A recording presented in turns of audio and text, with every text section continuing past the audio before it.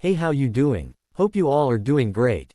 As you seen in the thumbnail, in this video, we are gonna see, imagine Naruto born in total drama and had harem. This is part 3 and last part. And before getting into video, I request you to check the author of this fanfic, and show some love and support.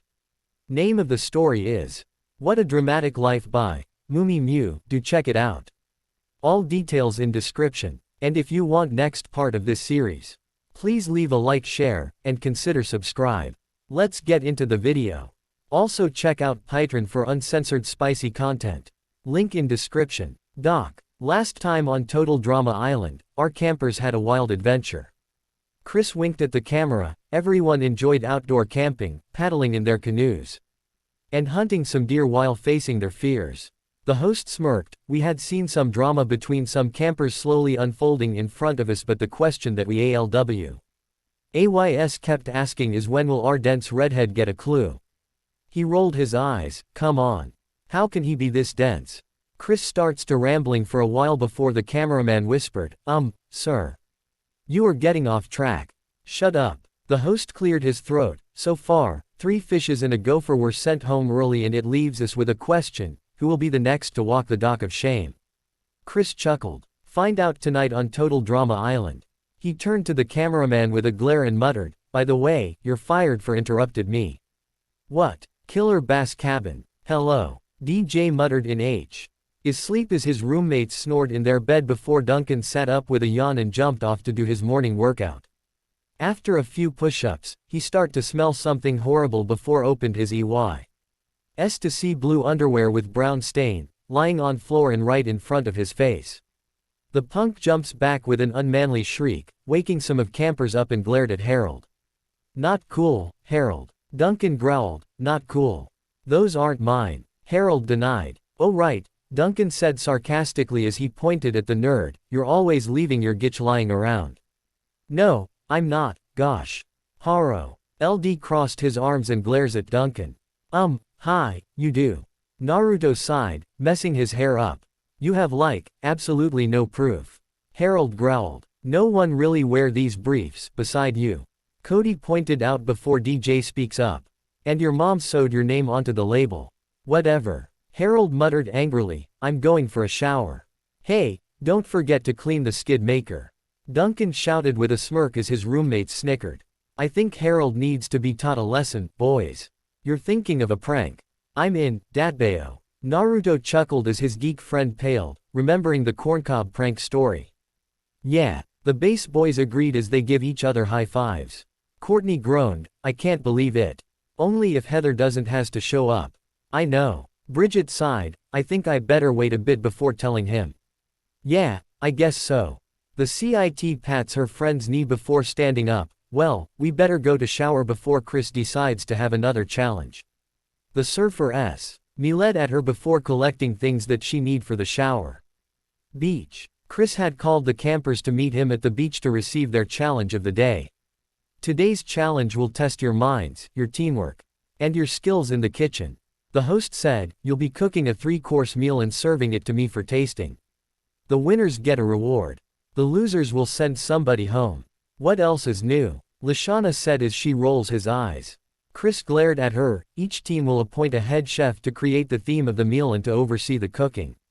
Some campers look at each other with nervous expression. To cook, you need ingredients.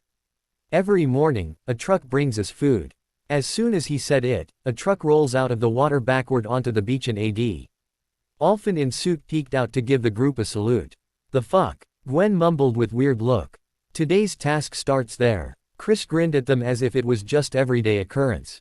Get any ideas? DJ asked, opening the truck's tailgate as the campers look inside. How about multicultural theme, Datbeo? Naruto said with a grin. Duncan smirked at his redhead friend. Hello, head chef. Me. Naruto blinked before shrugging his shoulders, if that's okay with the guys. They quickly collecting their ingredients as the gophers waited for their turn.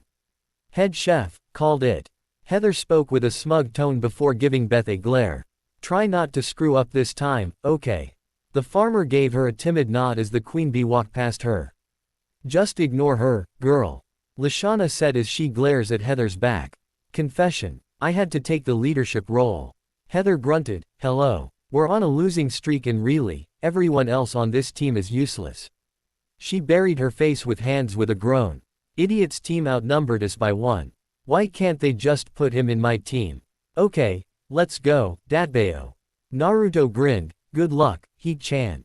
Stop calling me that. Heather snarled at laughing. Naruto as his team walk away with boxes before turned to her team and cleared her throat, anyway. Lashana, mangoes, Beth, pineapples, Lindsay, macadamias, Trent, molasses, Gwen, tomatoes, Katie, oranges.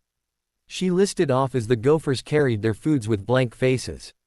Killer Bass Kitchen. Since it is 3 courses and 8 of us, Naruto said as they put the boxes on the counter, so we should have 3 teams to focus on 1 course. That's good idea. Courtney nodded, I'm thinking of making fajita. Is that alright? I know how to make curry. Cody said, he learned how to cook since his parents were busy most of time. Cool with me, guys. Naruto chuckled as he checks the ingredients, I'm going to make ramen, Datbeo. Everyone rolled their eyes after hearing that. Confession. DJ shrugged, honestly. I'm not surprised since he really liked these ramen. Static. Say, Courtney smirked, that would be good chance for Bridget if she work with Naruto together without anyone to interrupting them. Bridget, can you go help Naruto out? Courtney said with a smile and some of base catch on her plans. I'll work with Naruto since, MMPH. Harold cried out as DJ covered the nerds. Mouth and dragging him to snickering Cody. If that's okay with you. Bridget said timidly and Naruto give her a smile. Sure, Bree-chan. The base members smirked at them before starts their cooking. Duncan smirked. I'm going to work with Princess and Big O. The punk ignored Courtney's refusal as Owen get them in a group hug with grin. Confession. Courtney groaned before crossing her arms, Duncan's totally unmotivated. And he never washes his hands. He's so obnoxious. The footage went fast forward for a while. Owning sunglasses doesn't automatically make you cool. Another fast forward. People like that are so annoying. I mean, honestly, who does that? And don't even get me started on his hair. The CIT rolled her eyes. Static. Yep, this fool girl is in love. Chef shakes his head. She talks too much and it went off track for a while. Chef, why are you in the confession stall? Chris asked outside. Just because I feel like it. Killer Bass Cabin. Owen giggled as he sneaked into the room. Early Duncan gave him a signal to starts the phase 1 since Harold were distracting with the cooking. All he have to do is just collects all of Harold's underwear and put them inside a bag with a stick. Owen giggled again as he ran out of the cabin to hide the bag and reunite with his fellow pranksters. Killer Bass Kitchen. DJ glanced at the door to see Owen giving him a signal before the gentle giant pick up a bucket of water and turn to Harold. Where do you want the water? DJ purposely spilt the water on Harold, oops. Hey. The nerd snarled before glare at DJ, smooth move, Dorcahontas. Oh, that really sucks. Naruto hold his laugh back, better go change it or everyone will think you wetted your pants, again. Harold groaned as he walked out of the kitchen. Never noticing DJ and Naruto give each other low five. Do I want to know? Bridget asked her redhead crush, only to get a headshake from him. Boys and their pranks. The surfer rolls her eyes as they turn back to their cooking. Screaming Gopher's kitchen. Gwen, Lindsay, you're on the citrus macadamia upside down cake flambe. Heather ordered as the Gophers entered their kitchen. Know how to make an upside down flamer thingy. Lindsay whispered to Gwen. The queen bee almost rolls her eyes but Katie bumped into her as she struggling to carry the bag of oranges. Now what can I do? Katie whined. Go back to the truck. Heather mumbled, we need more oranges. Okay. The tanned girl sighed as Trent carried in the tray of ribs before Heather turned to him. Trent, you and Katie are on ribs. The musician blinked. But isn't she? Lashana and Beth. Heather ignored him as she turns to the said Gophers, you're on pineapple skewers and mango dip. Girl, let me handle the appetizers. Lashana said. I know how to make pineapple chutney that would melt the socks off the devil. Oh really? Heather smiled, well, that's so great. Her smile turns into a smirk, but since I'm head chef, we're gonna stick to my plan. And my plan is pineapples with sticks through them. The queen bee roared in their faces, got it.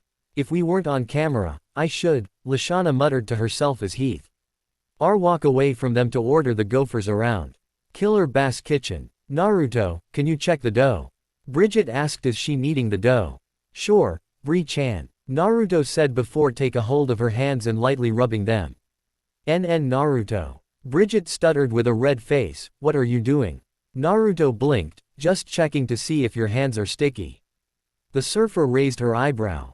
My Ka-san said that if your hands are not sticky and clean after kneading long, it's mean it is ready. Ah, I see. Are you okay? You look like you're running a fever. Naruto said with concern. No, I'm fine. The surfer quickly turns away from him and resume with kneading the dough.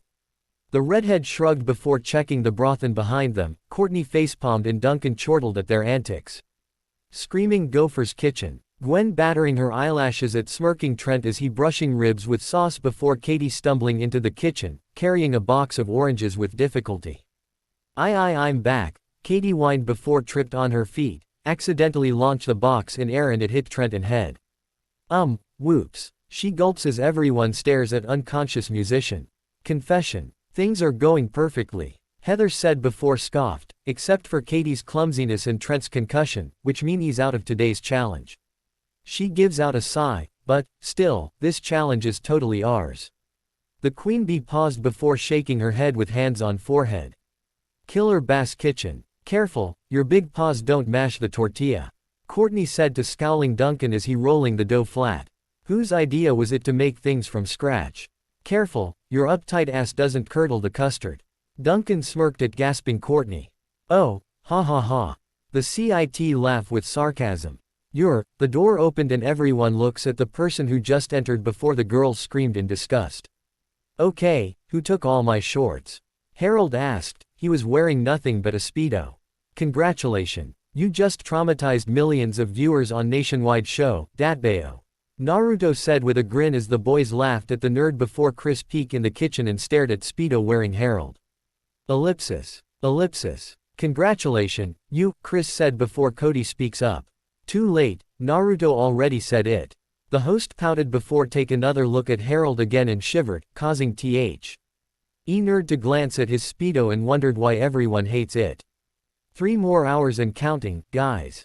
Chris said before disappeared from their sight. By the way, why don't you wear pants? Owen asked and everyone blinked. Just realized that he was right before turned to the nerd. Don't tell me, Bridget muttered as she ducked behind Naruto's back. I'm not pervert. The nerd cried out. No, yo. You got to be head chef because you called it. The base team jumped in air before glance at the divider wall as Lashana kept shouting, and who do you think you're fooling with that crispy white apron power trip you on? Are you gonna be a team player or not? Heather's voice shouts back as the base members glance at each other with nervous eyes and kept listening to their argument before it died down. Back to work, Naruto chuckled nervously, he know how He-chan get during the challenge and hoped that it won't get her in trouble soon. It wasn't long enough until the redhead glanced at Harold cutting the vegetables. Dude. You should put on some pants. It's not good idea to cooking in your, Speedo, Datbayo. So give me back my pants then. Harold snarled before Duncan show up on the nerd's side with a chuckle. Harold's right, guys. The punk put his hands on Harold's shoulder, if you go to the cabin, you'll find a clean pair of underwear and shorts waiting. The nerd rolled his eyes, walking away from the group as they snickered at his back. By the way, I don't recalling us taking his pants. Naruto said as his fellow pranksters nod with him, they never said anything about stealing his pants at all. Confession. If that don't stir up drama then I don't know what it is. Chris said with an evil smirk as he pulls a pant out of the bag. Killer Bass Cabin. Harold ran in and saw his underwear laying on the bed before pick it up with a grin, not minding the fact that it has a huge brown stain on it. That's more like it, he said, and in the kitchen, the boys were ahing as Duncan juggling a hot sauce in his hand. The nerd put it on and froze before screaming, my biscuits are burning. He quickly ran to the dock and jumped into the water before give a sigh of relief. 3 fins stick out of the water and swimming around the nerd before he screamed out in fear and ran out of the water. Confession. Naruto laughed as he holding his stomach. I own that one to Fin, Jaws, and Fang. It was really easy to bring his shark friends to the beach from lake. By the way, I'm worried about He-chan, I just hear something blow up on her side, Datbayo. The redhead rubbed his head, unawake that his childhood friend just burned her eyebrows off and blaming everything on her team. Killer Bass Kitchen. Nice jammies, Duncan said, clapping his hands with DJ as Harold walked past them with a scowl. That is all I've got left, Harold said with resignation, so if you sickos want to see me butt naked, hit me with your best shot. The male base members crossed their arms with smirk before Duncan said, well, stop leaving your butt bags all over the cabin, and we'll back off. I told you it wasn't me, Harold snarled. Wow, you were right, Bridget said as she turns to Naruto and the redhead nods back to her. Well, I tried. Duncan shrugged his shoulders. Hey guys, I made some sandwiches. Cody gives them a smirk as he picks up a plate, so we can eat while working on our foods. Oh sweet. Harold grabs one of the sandwiches. I'm seriously starving. He takes a bite. That tastes like sweat and lotion. It's the worst sandwich I ever ate, the nerd swallows. Before pull something out of the sandwich into his horror, it was his underwear, means the Pierce he just swallowed was. Ew, that's nasty. Courtney recoiled from seeing the nerd ate his dirty underwear. We'll return all of your underwear and shorts when you admit it. Owen giggled as Harold looked down in defeat. In the fridge, Lashana's voice cried out, causing everyone to look at the wall again. For some reason, I feel very concerning about Heat-chan now, Datbeo. Naruto muttered before turns to Bridget to check on the ramen. How is it? I don't know. The surfer lifts the ladle to Naruto's face. Here, taste it. The redhead tasted it and licking his lips a bit before grinned at her. It's good. Man, it's almost same like my Ka-san's ramen. Really? Bridget looks at Naruto as he nods. Yeah, when she was around, Ka-san makes an awesome ramen since it's our favorite food and now it's hard to make a ramen that tastes like hers. Naruto sighed, starts to remembering the memory of his mother made ramen for them. Bridget placed her hand on Naruto's arm as he turned to her with a smile. I'm fine. If you're sure, the surfer said as they pouring the ramen into the bowl. After few pouring, Naruto speak up. You know, you will make awesome wife since you're good at making ramen. The redhead chuckled. Really, you think so? Bridget blushed, but you help and teach me a lot. That's true, but with your help, the ramen is really good. Naruto grinned as he pulls her in one arm hug, not noticing some of base smirked at the blushing surfer. Confession. Ma was right, Courtney smirked. The only way to get a man's heart is through stomach. Static. Owen tapping his chin, so if Bridge gets really good at make ramen, Naru will go out with her and I will win the bet, hehehehe. The oaf giggled as he let out a small fart. Main lodge. Beth set up her tiki idol on the table before turns to Chris with a smile. Your meal is coming right up, sir. Yep, everything's almost right, Datbeo. Naruto said as he lit the candlesticks before both of the campers returned to their kitchen sides. Datbeo. Chris mumbled to himself, noticing that the red EAD kept repeating the word over and over. It was kind of familiar but he can't remember it at all before shrugged his shoulders, it was not important at all. Screaming Gopher's kitchen. We might just win this thing yet, y'all. Lashana chuckled as she and Katie take a smell from their 3 courses. All right, let's do this. The Gophers nodded as they walk out of the kitchen, not noticing T. Hat the back door was opening before a bear peek inside and take a smell. The creature noticed the foods on table before licking his mouth. Main lodge. Chris decided that Killer Bass team will go first and right now. He just finished his curry before giving the base a thumb up. Not bad, your curry passed, now pass me these fajita, please. DJ handed the plate of fajitas to the host before he takes a few bites. On scale of 1 to 10, Chris grinned, 15. Wouldn't that be 1 to 15? Naruto asked as he tilted his head, earning a glare from Chris. Give me the next one or else, the H. Ost mumbled before looked down at the ramen and raised his eyebrow. Chris shrugged before taking a few bite, he paused for a while before eat it all up. Wow, that's really good. I can't do it without Bree-chan's help, Datbeo.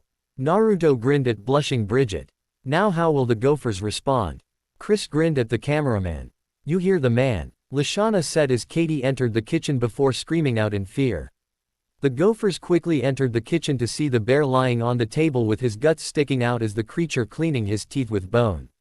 The bear noticed. The angry sassy girl and gulps before ran out of the kitchen. Get your furry ass back here.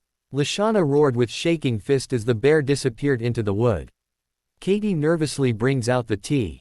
Ray with rib bones and placed it on the table in front of Chris. Yeah, this look like it's, been eaten. Chris glared at the bones. Not all of it. Katie pointed at a small piece of meat sticking on one of the bone. Yeah, there, Chris muttered as he picks it out. Boy, I'm so starving. He rolled his eyes before bit into his meat. You know what? I've had worse, 2 points. Right now it is still in Bass's lead. The Gophers groaned. Now it's time for your dessert. Here. Gwen grunted as she placed the cake on table. I have to say this cake looks like a winner. Chris grinned as he sticks the fork in. Only to have it turn into ashes. His grinning face becomes blank and Lashana muttered to Beth that it doesn't look good. What the hell is this? The host picks up a handful of ash with glare. It's Helena's recipe. Lindsay said before she gasps, oh my gosh.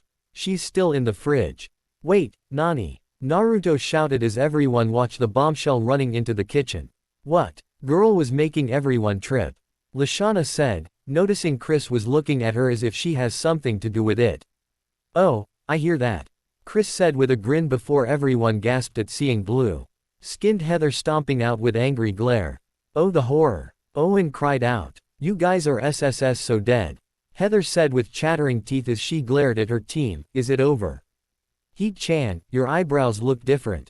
Naruto said, receiving a glare from his childhood friend.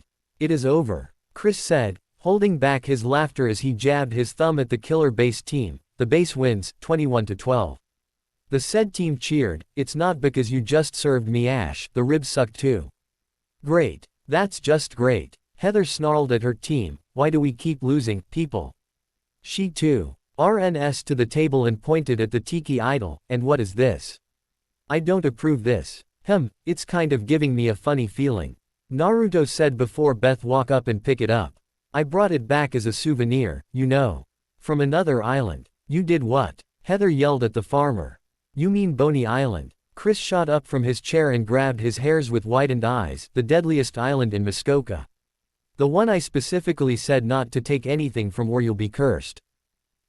Yeah, Beth said as the host and her team glared at the farmer. I don't know. I'll put it back. She quickly returned to her team. Chris sighed, okay, the killer base now lead with 8 members to Gophers soon to be 6. The host turned to the base team with a smirk, and as promised, the winners will be enjoying a reward tonight, a 5-star dinner under the stars. The base team cheered as Duncan pulls Courtney in a hug and it lasts long until the CIT yelled at him to put her down. Campfire. Arthur glared at Beth and Lashana as Chris walked up to the campers with plate of marshmallows and grinned at them. I've got 7 Gophers sitting in front of me tonight, the host chuckled, but only X fluffy bits of sweet safety in my hands, so good luck. He put the plate down. When I call your name, come up and get your marshmallow, Lashana, Katie, Gwen, Trent, Lindsay. He waited as the said camp RS picked their marshmallow up before speak again. Heather, Beth, down to you. Whoever doesn't get this last marshmallow must immediately walk the dock of shame and leave on the boat of losers forever. Beth crossed her fingers and bit her lips. Heather glared with her crossed arms. The final marshmallow goes to, Chris slowly said and paused. Beth gulps. Heather's glare gets harder. Heather. Chris finally announced and the queen bee smirked at Beth. You heard him. Boat of losers, that way. Heather gloated, that was stupid of you to take that doll from the island. See you, girl. Lashana waved to Beth as the said girl walked down the dock of shame. That's it for tonight, Chris chuckled, and you might want to burn some sage to get rid of any lingering curse vibes. Cool, will Chef give us some sage? Lashana asked. Nope, the host raised his eyebrow, good luck with that, go back to your cabin. Killer Bass cabin. The boys snickered as they lifting the bed with sleep in. Harold on it and carry him outside at night, placing him on the dock and the next morning, everyone laughed at embarrassing naked nerd. Good morning, Harold. The girls laughed at him as the boys in canoe rowing past them. Learn your lesson, Datbeo. Naruto chuckled. Yes, okay. Harold cried out. Oh, we need more than that. Duncan smirked. I'll never leave my crusty underwear out again. Harold whined, earning a lot of disgusting groan from the girls. I swear, I believe him. Cody snickered as DJ tossed the nerd's clothes back to Harold. Everyone laughed as the nerd ran off to his cabin. Main lodge. Campers, meet me at the stage after dinner. Chris said as it rang out of the loudspeaker outside, we have a special event for everyone to enjoy. Are we going to have another challenge already? Katie gulped. She hoped that her team won't lose another challenge like yesterday. I guess so. Gwen groaned as she jabbing her fork into the mystery meat and the goth girl swore that she just heard it screaming in pain. Heat-chan, are you feeling better now? Naruto called from his table. The queen bee sneezed, I am, idiot. She was wearing a black turtleneck shirt with blue jeans. It was bad idea to wear any short clothes when she has a cold. You sure? Yes. Stop asking me. Heather snarled as she slamming her hands on the table with a glare. Gomen, Datbeo. Naruto Chuck. Cled nervously before turns back to his dinner as the queen bee sneezed again and glared at her team. I blame you guys for the cold, achoo. Some of the gophers smirked at her, it was still worth it. Stage. The campers look at the stage with confusion and curiosity. There were several tables, with foods and punch bowls, spending out around a dance floor and they can see two large sounders on top of the stage with Chef as DJ. Chris was standing right next to Chef with a grin. Campers, only for tonight we are hosting a party for you guys. What's the catch? Duncan said as he crossed his arms and some campers agreed with him. Just thought you need some fun and a little break from challenges. Chris chuckled and the campers kept staring at him before shrugged. DJ Chef will start it. Off with music, the DJ played the music and everyone blinked at the chosen music. Wait, this song, the punk blinked, it's a slow dance. Here's your catch, Duncan. Chris chuckled, all the songs are slow dance and just for tonight. There will be no team until the end of this party, enjoy. The host snickered at some nervous campers, dance, my puppets, dance for the ratings. Single quote. Confession. Alright. Cody pump his fist. That's good chance for me to make a move on Gwen. Static. A dance. Gwen sighed, it sucks, but I'll overlook it for once if Trent asks me to dance with him. Static. Lindsay squealed as she clapping her hands. I can't wait to ask Otto for a dance. Static. Idiot better give me a dance. Heather scoffed before widened her eyes, no, I mean, I don't want to dance with any of these losers here. Cody was about to ask Gwen but Trent speak up, want to dance? Sure. Gwen smiled at him with a lightly blush as they walked to the dance floor. Oh, man, the geek sighed before Katie tapping his shoulder timidly. Huh, Katie. Do you, want to dance with me? Well, Cody rubs his neck, glancing at dancing Gwen before his eyes went back to the tanned girl, sure. He gives her a gap-teeth grin as blushing Katie dragging him to the dance area. They both never noticed some smirking campers watch them dancing clumsy. This girl is crushing on the geek badly. Duncan chuckled, before noticing his large friend dancing with Lindsay. Huh, never saw this one coming. Yeah. DJ smiled, I think it's cute. They stand around in silence before the giant break it. $5 say Naruto will dance with Bridget first. You're on. Duncan smirked before glance at Courtney, well, I guess I give Princess one dance before I ditch this lame dance. Good luck. The giant laughed as he walks to the table to have some decent foods. Naruto. The redhead blinks as he turns his head to Bridget, DD do you want to dance with me? Naruto smiled and was about to saying something but Heather grabbed his right arm, idiot. Come dance with me. She was about to drag him away, only to be stopped by Bridget as she grabs Naruto's another arm. Excuse me, I asked him first. The surf, said with a glare as the queen bee glared back. Naruto glanced at the glaring girls as they starts to growling at each other. To be fair, Bree-chan did ask me first but you will have your turn, Datbeo. What? Heather snarled as the surfer smirked at her before the queen bee huffed, fine. Don't take too long. She growled before give Naruto a kick in shin and stomping off to the table as the campers back away from the angry bee. Confession. Usually, I would fight for the first dance but I'll let it slide this time since I have a cold, achoo. Heather sneezed before smirking as she rubbing her nose, and beside. This floozy girl has no chance with idiot, achoo. Static. Oh man. Chris crossed his arms with a pout, I was hoping for more drama and a catfight. Are you okay? Bridget as Ken and Naruto give her a nod with a chuckle as they start to dance with each other. Never noticed scowling Duncan handing smiling DJ the $5. Yeah, I'm fine. Heat-chan is always a tsundere. The surfer girl blinked. Tsundere. Hehe, it means that she is cold to everyone but she's really softy inside after you know her a while, Datbeo. Naruto said as he twirling Bridget around and pull her closer. It was hard to see her blushing in dark. I bet you two will be good friends. The surfer rolled her eyes. He doesn't know that they were fighting for his affection, but that's one of reasons why she likes him. Are you okay? Katie asked and Cody sighed as he glanced at Gwen and Trent. Yeah, I guess so, it's just that I'm starting to think that I have no chance with Gwen. The EK can tell that she like his musician friend a lot and he don't mind if it was Trent since he's a good guy. Well, that's true, Katie said, earning a sigh from the geek. But I think it might be good thing. Huh, why? Cody blinked at her. How can it be a good thing if Gwen never notice him at all? Because what if someone else like you, like, a lot but this person would think she have no chance. With you if you kind of ignoring this person since you kept chasing after your crush who will never return your feelings at all. Cody bit his lips. Honestly, I think the one who like me would have a chance with me if I know this person for a while. Really? Yeah, really. It's true that I have a crush on Gwen because she's cool and haughty, but it's just a crush and I think I kind of blew my chance with her. Cody sighed. I blame the hormone, it makes you do the crazy things. Katie giggled as she leaned into Cody's chest. I don't mind if it's you. Their eyes widened and Cody let out a silent groan. Curse my big mouth. Ellipsis. I'm sore. Cody attempted to apologize but she places her finger on his lips. Don't be sorry. Katie smiled into his chest. Kind of, like you. Really? The geek stuttered with red face. Well, can we kind of wait a bit and take it slowly? Sure. Katie giggled with blush, she don't mind it since they just know each other for a few weeks.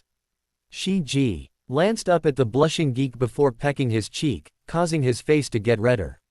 No one noticed that Chef was watching the couple and slowly a teardrop start to come out of his face before he glared at it. Get back in there, fool. The tear quickly returns to his eyes with a sniffle. He's not going softy on any mushy maggots at all. Bridget sighed softly as she leans her head on Naruto's chest before glance up to his face. She wishes it would last forever. I'm cutting in. The surfer rolled her eyes. Only this girl can ruin the moment. Well, thank for the dance. Bridget smiled, as she walks away from him before giving a glare at smirking Heather as they passed each other. At least I get the first dance. The surfer girl smirked at scowling Queen Bee before join her friends at table. Shall we? Naruto grinned as Heather snapped out from glare before give him a nod. Whatever, idiot, she mumbled, taking hold of his hands and starts to dance. I'm pissed at you because you danced with her first. Yeah, I know but you always dance with me first every time we go to any dances, Datbeo. Naruto chuckled, they both always go out to dance as friends at any school events. And he always laughed every time anyone asked if they were on date, only to have Heather shouting at them. What's so funny? Nothing, just recalling you yelled at everyone that we weren't dating each other when we went to dance. Heather rolled her eyes, because we were not dating at all. In her head, she added the word, yet, at the end of her sentence. They don't say anything for a while as they kept dancing around. You know, it feels like we don't see each other a lot since we got here, Datbeo. Naruto said and Heather blinked before nod her head. Yeah, it's because we're both on different team. She sighed, resting her head on his shoulder. I don't like my team at all. I know, but what about Lindsay? Isn't she your friend? Yeah, kind of, but she's like an eggplant. Naruto rolled his eyes. He knows that Heather always has a odd way to compare someone to something. Don't you roll your eyes, idiot. I know what you are thinking. Hi, you got me. Naruto chuckled, so how's your cold now? It's getting better, achoo. Heather sneezed. Only if they don't lock me in the freezer, I won't have this stupid cold and wear these tacky clothes. Honestly, I think you look good in them. Idiot, shut up and just dance. Heather mumbled as she buried her blushing face into Naruto's chest. The redhead shrugged his shoulders, knowing that he have to listen to her for a while or she will yell a lot. That is so boring. Chris grunted as he sat down next to Chef. watching the campers dancing and talk to each other at the table. The host crossed his arms. Whose idea was it to have a party? There's no drama at all. It have been 4 hours now. It was your idea, the cooker pointed out, but I think it would bring us a bit of ratings. A bit? That's not good, Chris pouted before a maniacal smirk appears on his face. Chef sighed at the host, knowing his boss will do something crazy. Campers. Everyone turned to him with blinking eyes as the host pull out snakes out of nowhere. Party's over. You crazy. Lashana screamed as the host throws the snakes in air and everyone scrambled away. Go and get some sleep. Chris laughed as Chef shakes his head. Killer Bass Cabin. So you and Katie, DJ chuckled with his roommates as they stare at blushing Cody. Only Harold was sleeping in his bed since he was still mad at them for their prank. Yeah, we both agreed that we will. Take it slow since it's only been a few weeks. That's wise thing to do, Datbeo. Naruto grinned, I was wondering when you two get together but I don't expect this soon. Everyone turns to him with widened eyes and he raised his eyebrow. What, you know that she have a thing for geek? Duncan said. Yeah, it's pretty oblivious. Really? Do you know if anyone like you? Owen asked as he raising his hand in air. Yeah, but there is no one here who has a crush on me, Datbeo. Naruto laughed and everyone just stared at him. Confession. DJ facepalmed. Static. Cody facepalmed. Static. Owen facepalmed. Static. Duncan facepalmed. Main lodge. The next several days, Chef grinned as he scooped out the foods on the camper's tray. Today's breakfast is Hawaiian-Italian fusion casserole. The cooker said with pride as he hands it to Gwen. You mean leftovers from the cooking challenge? Gwen deadpanned. Yeah, that's right. Chef growled before snarl in her face. You got a problem with that? Sir, no, sir. Gwen gulped, giving him the salute as Chef returned it back. The goth girl turns around and walked to Gopher's team as she smirking at sneezing Queen Bee. Need a little echinacea. Oh, you're so funny. Heather scoffed, you think that you can just lock me up in a freezer and get away with it? She pointed at them with a glare. I am going to make you sorry that you ever met me. Too late. Gwen whispered to Lashana with a smirk. You are such a, achoo.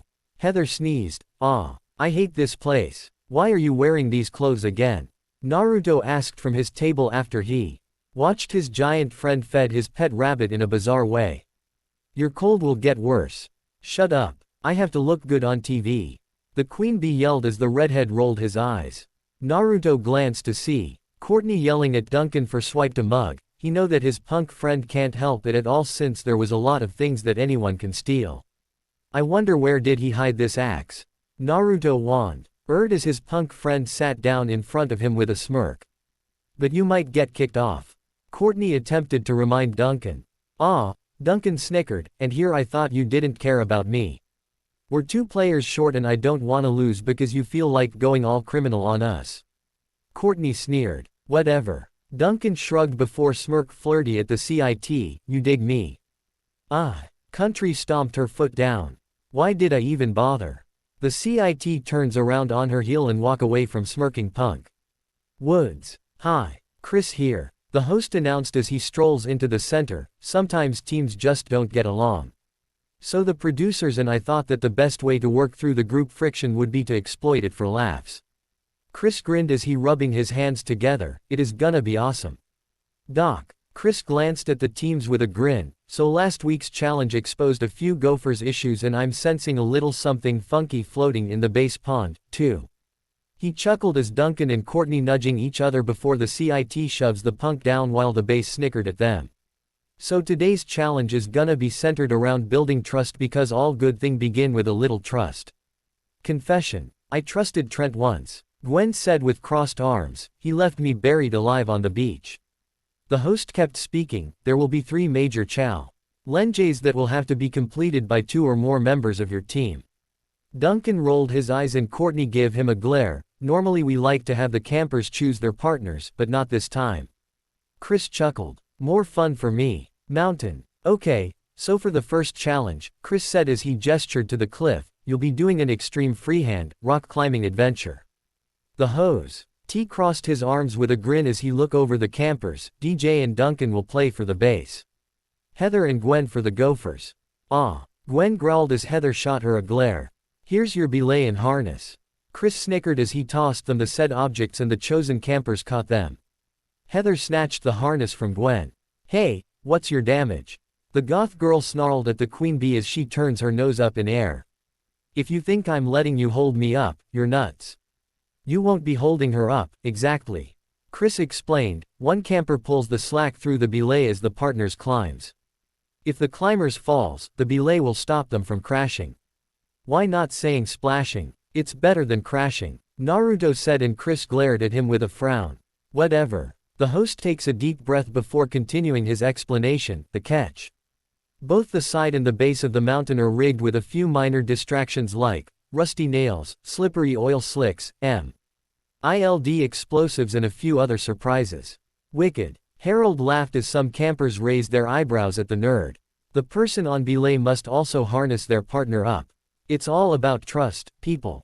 Chris snickered as Heather and Gwen glared at each other while Duncan and DJ fist bumped. And remember, never let go of the rope. The host reminded them, your partner's life depends on it. Excuse me, can we trade partners? Gwen asked with raised hand before placing her hands on hip. I really don't feel like being dropped on my head today. Please. Heather scoffed as she waved it off. As much as I love your company, I'm not going to throw a challenge just to kill you, yet. The gophers stared at her astounded as the queen bee tugged the rope. Now spread him. Never tried this before, have you? DJ chuckled nervously. Oh yeah. Duncan grunted. They teach you how to climb walls in prison all the time. The rabbit's head popped out of DJ's short with wide doe eyes and Duncan blinked at it with widened eyes. Ah, sorry. Little buddy, you can't come up with me. DJ cooed as he hugs his pet rabbit before hands his pet to Owen. You can trust Owen, he's my buddy. Yo, Owen, hold Bunny while I'm on the rock. Sure, DJ. The oaf nodded as Bunny hopped into his hands. What's up, little bunny? There, you're all hooked up. Heather said, and Gwen takes a look at her harness to see a extra rope. What's the second rope for? The goth girl glared. Whatever it is, she don't trust that queen bee. It's the backup line. Heather smiled. Gwen narrowed her eyes with suspicion. What are you smiling about? Nothing. I'm just really happy we got on this challenge together. Heather giggled, but it doesn't stop Gwen from looking at her with distrustful eyes. Confession. It's all her fault for messing with me. Heather said angrily as she throws her hair back. I've got a doctorate in revenge and humiliation. Static. I'm glad that Heat-chan is giving her team a chance. Naruto scratched the back of his head with a grin. Maybe this challenge is what she need. The campers watch on as Gwen and DJ climbs up the rocky cliff. The goth girl quickly take the lead before something above. Eater exploded and knocked her off the cliff with a scream, but fortunately for her, the rope held her up from crashing into the ground. It's okay. Heather shouted at Gwen, I've got you. I promised surprises. Chris stepped in front of the cameraman with a sadistic grin as he pulls out a water gun. Habanero pepper sauce, anyone? The host turns around and shot it at Heather, soaking her in sauce. Ah! The queen bee cried out as she let go of the rope to rubbing her eyes. What the hell, Chris? There was a crashing sound and Heather looks up to see Gwen groans out on the ground. Muy caliente. Chris grinned and they swear that his teeth just sparked. The host turns his aim at the punk and shot his water gun, only to have Duncan turns around with sunglasses and open his mouth to swallow the sauce. Is that the best you can do? The punk mocked his host and Chris mumbling something under his breath. None of them noticed that Gwen quickly get up and climbs the cliff, overtaking DJ again. Come on, Gwen. Heather encouraged her goth teammate. You don't want to fall behind, again. As soon as she said, behind, Heather jerked the second rope and it turns out that it was connected to Gwen's skirt. The said clothes ripped off, revealing her purple panty, and the skirt hit DJ in face. Well, you don't see that every day. Duncan whistled as gaping Owen covered Bunny's eyes and Cody's eyes were covered by Katie. No, you don't, my man. Chris answered with a smirk. No, you don't. DJ removed the skirt from his face to see Gwen's panty up close and it set off a chain reaction. First, the giant yelped before fall down as the rope tied around Duncan, pulling him up in air, and finally they both clashed into each other in midair. This bites. Duncan deadpanned. Ah, big time. DJ groaned. Gwen looks down at the hanging campers and other campers in embarrassment of having her panty exposed on camera before she groaned, "Ah, screw it." The goth girl climbed to the top of the cliff.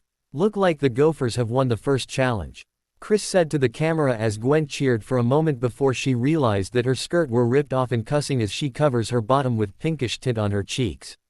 Main Lodge. The spotlight swinging around in showy manners before it shined upon Naruto and Bridget against Trent and Katie as the intern jumped over their head and pinning in midair before landed behind the podium. Chris popped up and brushing his shirt with a smug grin, acting like he just did the stunt. "And now round 2, Chris said as the campers stared at the intern crawling under the table to the kitchen, the extreme cooking challenge. Each team must choose who cooks and who eats. Do you want to cook?" Naruto asked and Bridget nods her head with a smile. "Can I cook?" Katie whispered to Trent. "Sure, I'm cool with it," the musician said with a small smile. "Today you'll be preparing fugu sashimi, the traditional Japanese poisonous blowfish." Riss grinned as Chef wheeled in the aquarium tank with 2 blowfishes inside. The campers gulped as the overhead projector showed the image of Cutline on blowfish and Chris tapping the wall with pointer. The fugu blowfish contains enough lethal toxin to kill 30 people. "Fishies, meet your maker." Chef chuckled as he scooped the blowfishes out of the water and tossed them at the trays in front of the campers. "Chris, let me ask you that." Naruto narrowed his eyes at the host. "You pick me on purpose because I'm part Japanese, Datbayo?" "Maybe." Chris smirked before blinked. "Part Japanese, what's other part?" "Newfoundlander." Naruto said as everyone blinked at him. "Huh. I'm also," Chris muttered before shaking his head and glared at them. "Focus on the challenge." He turns to the projecting image. "They must be sliced very carefully to cut around the poisonous organs. The poison paralyzes the nerves and there is no antidote, so no worries." Chris laughed as Trent grabbed Katie's shoulders and asked her if she had taken biology. Naruto, maybe," Bridget whispered to Naruto with worried expression before the redhead grinned and leaned closer to whisper something in her ears. Urfer's eyes widened before she sighed and Naruto chuckled at her expression. "Begin," Chris announced and the teams start on their blowfishes. Katie poked it lightly with the knife before it flew arrow. Ooned the room and slammed out of the window. "Hey, I just washed this damn window." Chef grumbled and the Gophers gave him a sheepish grin. It took 2 hours for Bridget and Katie to finish their fugu sashimi because they don't want to accidentally poison their fellow teammates. Finished. Bridget sighed as she wipes the sweats off her forehead and Naruto grinned at her work. "It looks really perfect." The redhead glanced at Gopher's table and winced a bit when he saw their work. It was just a lump of minced blowfish. "Itadakimasu," Naruto said before tossing a piece of sashimi in his oath as everyone stared at him with varied expression. Not bad." The redhead nodded as he chews on more of rolls. Chris and Chef turned their heads to the Gophers with maniacal smirks. "Well, here go." Nothing, Trent gulped as he picked the piece up with fork and eat it. Katie shuffled her feet out of concern. Trent swallowed it and froze up before screaming out of agony. He stopped screaming. And laughed before he collapsed on the ground as he vomited all over himself and floor. "Trent," Katie screamed. "It's cool." Chris laughed. "Give him 24 hours and he'll be up walking and breathing good as new." "Aren't you going to help him?" Katie shouted as Chris walked away from the paralyzed musician. "Don't worry, Nurse Chef will take care of him." The host laughed as Chef gives Trent a CPR. "Yeah, Trent won't die." Naruto said as he patted Katie's shoulder. "The fugu blowfish is not really this deadly, all it does is just give you a bad case of food poisoning and temporary paralysis." The tanned girl sighed, glad that she doesn't accidentally kill her teammate. "Doc." Owen and Lindsay laughed as they ran down the dock in their swimsuits. "Last one in is a stinky cheese." The oaf giggled before skidded on his feet. "Whoops. Forget one thing." He pulls out Bunny and walk over to the lifeguard chair before put the rabbit on top of it. "Better get little buddy a safe place." Owen grinned before walk back to the bombshell. "Thank for asking me to go swim with you." Lindsay giggled with a light blush. "You're welcome, Lind." Owen grinned. "I really like to spend time with you." "Really? Me too." The bombshell clapped her hands and giggled as the oaf cheered before he leaps into the water and she joined him. "Woods. Good news." Chris waved at the team. "The third round involves 3 challenges. It's the 3 blind challenges. It begins with the blind William Tell, followed by the blind trapeze and culminating in the treacherous blind toboggan. DJ turns his head to Owen and whispered, "So where's Bunny? I miss him." "Oh, Bunny. I'll go get him." Owen gulped as he walked away from the group. He can't tell his giant friend that the rabbit got eaten by snake, then eaten by eagle and swallowed by a shark. "I hope I can find a bunny soon." DJ sighed as he turns back to the host. Like legendary marksman William Tell, Chris said as he placed the arrow on top of DJ's head, "You'll be knocking arrows off your partner's head with crab apples." Courtney lifts her index finger in air. "Wasn't it another way around?" Chris shushed her. "Hush. Also, the shooter will be blindfolded." The campers gasped. The person who knocks the arrow while causing the least amount of facial damage wins. The blindfolded host said as he pulls the slingshot and launched the apple. "Ooh," DJ cried out as he dropped on the ground, holding his family jewelries. Chris winced as he lifts his blindfold before grinned at the campers. "Lashana and Lindsay, you'll be team 1. Courtney and Cody, you'll be the other." The host said as Naruto helps DJ up. "I'm violently allergic to apples." Harold inputted as he raised his hand in air. The campers raised their eyebrows. "Why does the nerd have to say it when he's not picked by the host? I'm starting to think he was really dropped on his head a lot." Chris rolled his eyes as Cody asked Courtney if he can be the shooter. "Fine, Cody," Courtney sighed. "But you better get a good shot." "Okay, let's rock and roll," Chris said with a grin as Courtney and Lindsay take their place uneasily. The shooters raised their slingshots and fired their apples. The gopher's apple missed Lindsay by a few inches and the base apple hit Courtney in her stomach. "Aw, ow, oh," Courtney cried out as the apples kept hitting her body and Lindsay gave out a whine each time the apples flew past her. The bombshell was lucky that Lashana turned out to be a lousy ame. It took a while until the apple flew into Lindsay's arrow, knocking it off her head in process. And the bombshell sighed out of relief. "Ooh, did I get a bullseye?" Lashana asked, peeking under her blindfold as Cody just launched another apple but it hit Chris' forehead before the host informed the geek that the Gophers just won. "Ah!" Courtney screamed, stomping her feet over and over before getting knocked out by an apple. "Whoops!" Cody gulped. "And now, the blind trapeze." Chris announced as he presented the trapeze set above a large pond. To avoid serious injury, the trapeze has been set up over this pond which is filled of jellyfish.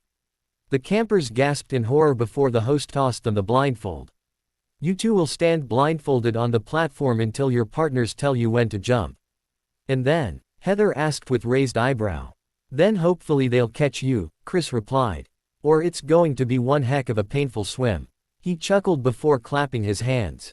"Okay, hut. So who's with who, Datbeo?"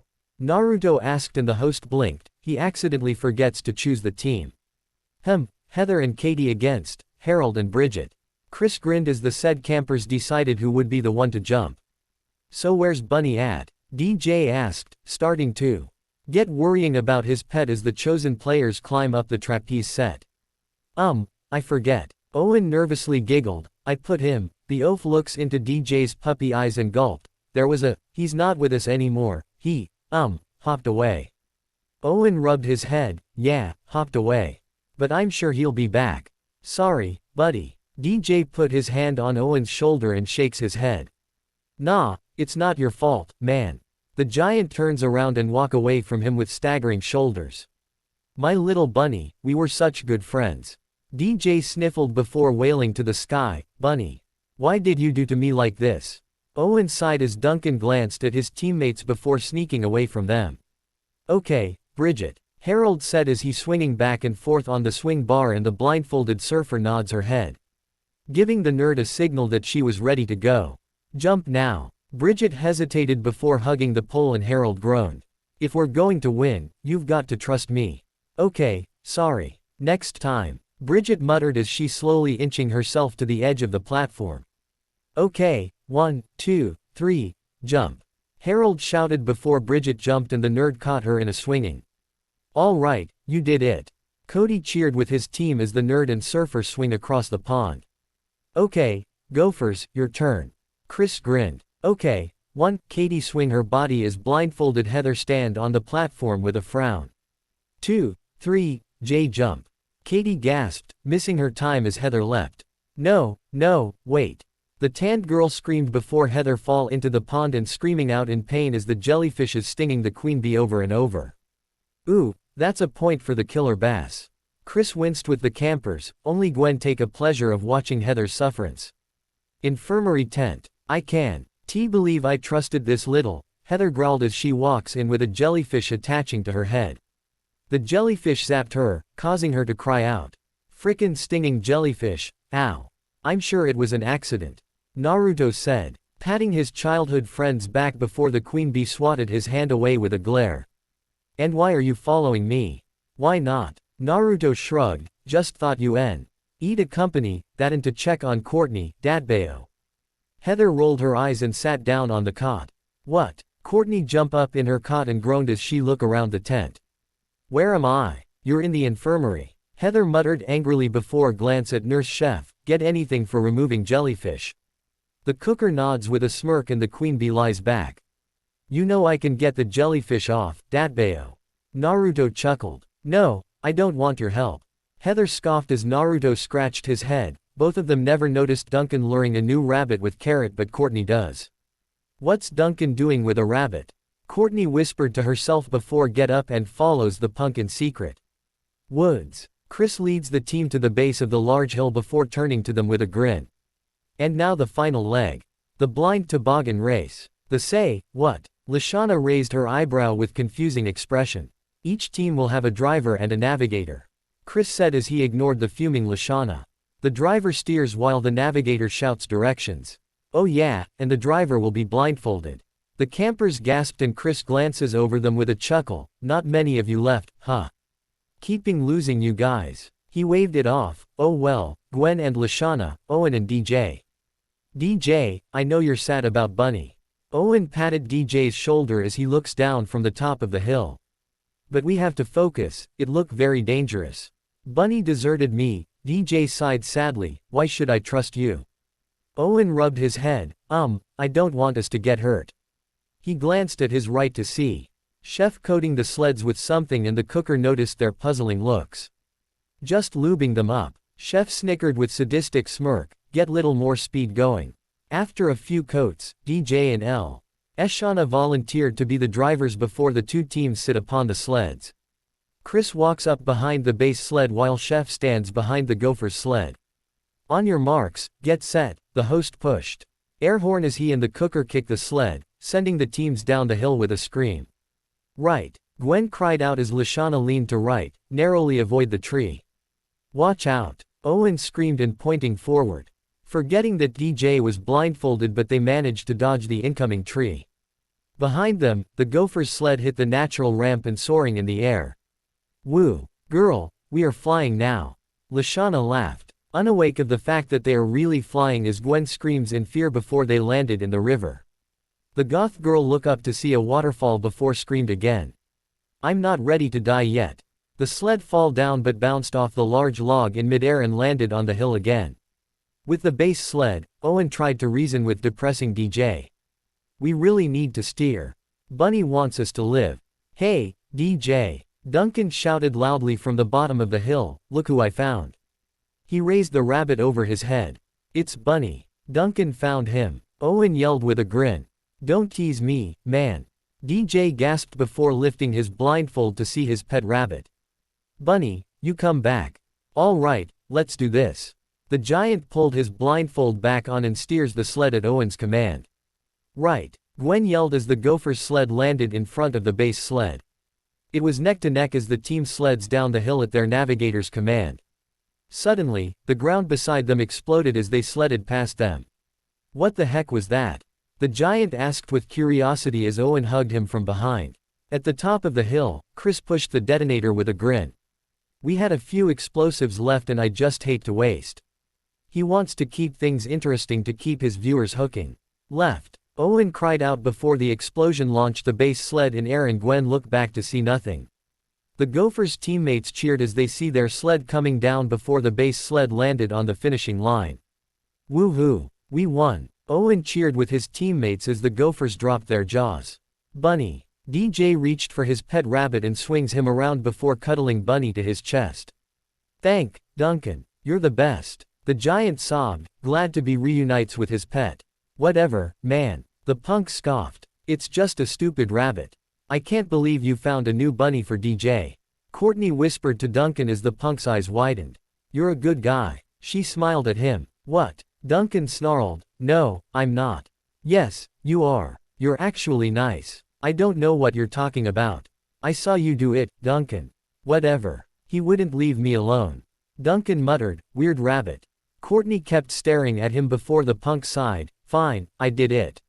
Are you happy now? Listen, don't tell anyone, okay? I just don't want them to think I'm soft or anything. Your secret is safe with me. Courtney smirked as she walks away from the punk. Duncan glanced at the cameraman and starts to give them a glare. We may edit it out or not, the interns gulped, knowing that part won't be edited out, but they want to live a little longer. Chris collected all of the campers and grinned at them as Trent blabbing nonsense, still affecting by the toxin. And the base are the winners of the toboggan race. Chris said, and the team cheered but ended as soon as Chris pointed something out. Unfortunately, I said that these were blind challenges. By taking off the blindfold for a moment, you broke the number one rule. The host turned to Gophers, which makes the Gophers today's big winners.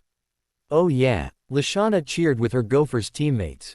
That's how we roll. She gives Gwen a high five as Trent blabbing again with grinning nurse chef.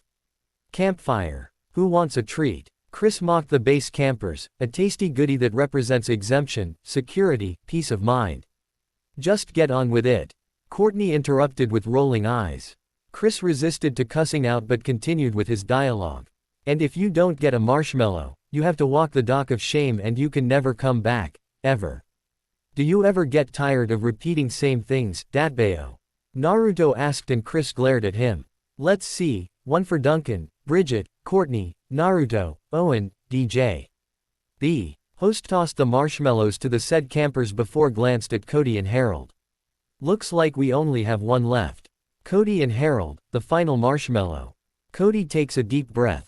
Harold shish, evade with sweat rolling down his face as he swallowed his Adam apple. Chris grinned before Courtney groaned, oh come on, already.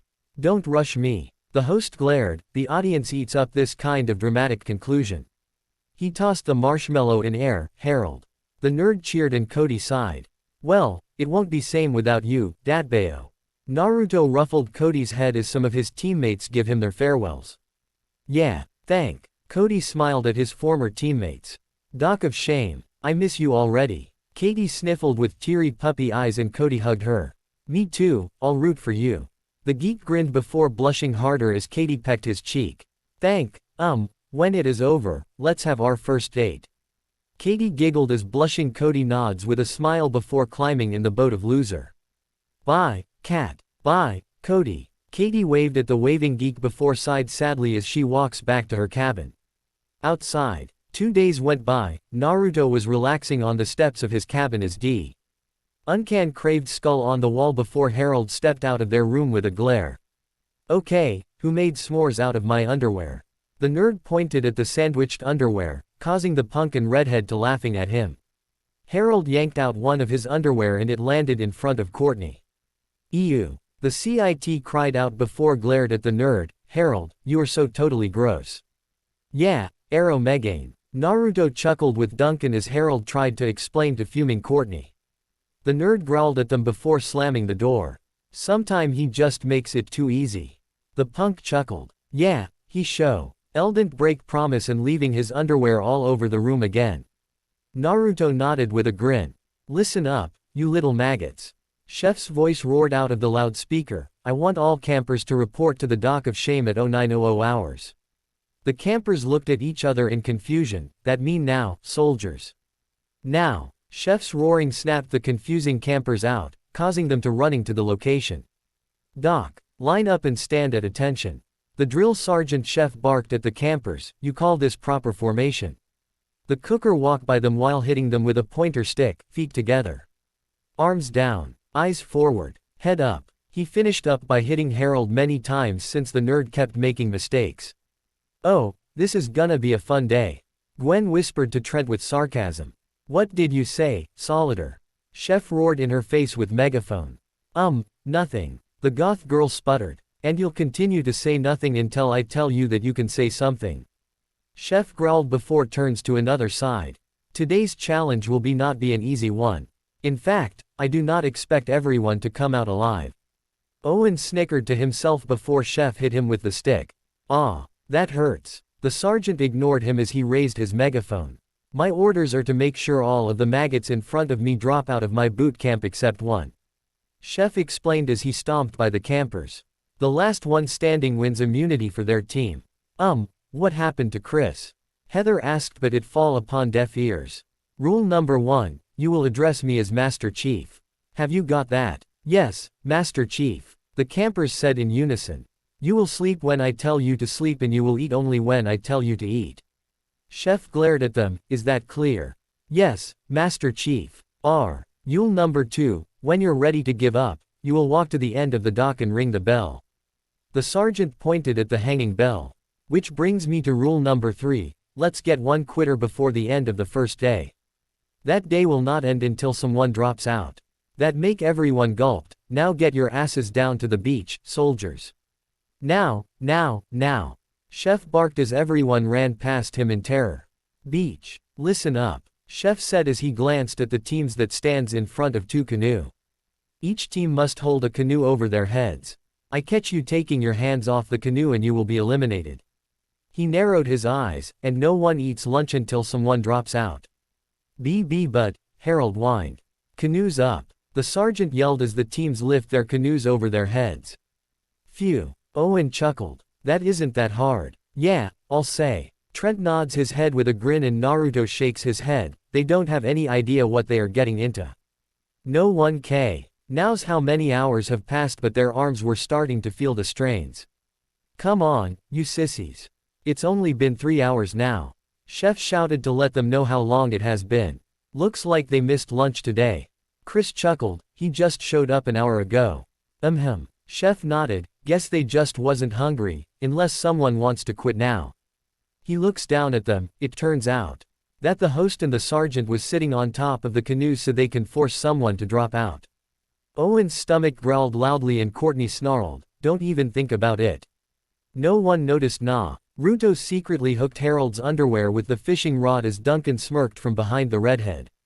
Slowly Naruto reeled his rod before turns his head to the smirking punk. Time to land this fish. Duncan snickered before Naruto jerked the rod, causing the nerd to cry out in pain. Morons. Harold yelled as the pranksters give him an innocent looks. Is there a problem down here? The nerd CKLY holds the canoe as Chef looks down with a glare. No. Harold whined before glared at the snickering pranksters. Naruto glanced at the sky and blinked, he don't noticed it was dark already. Right now, Chef was telling them a war story. 25 of us went in the jungle that night. The sergeant said, staring into the fire, only 5 of us come back out. What war were you in, anyway? Gwen asked. Permission to speak, sir. Naruto asked out of blue. Permission granted. Gwen, I wouldn't ask that if I were you, Datbeo. Naruto said, it's not good idea to ask about the war if someone lose so many. That's right. Chef nodded his head before glared at the goth girl, did I ask you to speak? Because I don't remember asking you to speak. You also don't ask Naruto to speak. Gwen said with raised eyebrow. Because he asked me for my permission. Chef said with a shrug, a good soldier always asks permission first. Gwen rolled her eyes, she don't feels like to argue right now. Whatever. He so wasn't in a war. She whispered that last part to her team. Guys, I can't do this anymore. Lindsay groaned before dropping her arms, I have no more feeling in my arms. She stumbled toward the dock. Looks like we got ourselves a quitter. Chef smirked. Owen whispered, feeling bad that he can't do anything to help the bombshell as she rang the bell. The teams give out really. Even sighs as they put down their canoes. Listen here, Chef said as he patted Lindsay's shoulder, you have nothing to be ashamed of. He pulls out the megaphone and roared at her, except being the little baby that let your team down. As for the rest of you, head to the mess hall. Dinner is served. Sweet Marie. Thank you. Owen drooled at idea of having dinner. Main lodge. Chef barked, all right, maggots, open your ears. You've got 10 minutes to eat before night training begins, so get to it. Night training. Someone gasped, no way. Excuse me, Master Chief. Where's the food? Gwen asked with a raised eyebrow. You're looking at it. Chef chuckled, gesturing at the trash cans. Owen lifted the lid and turned to the sergeant. This is the leftover garbage from this morning's breakfast. Damn right. When you're at war, you take what you can eat. Chef grunted as Naruto walks up to the trash can and digging out some foods. The redhead checked his garbage foods for anything before eating it as some camper's face become green.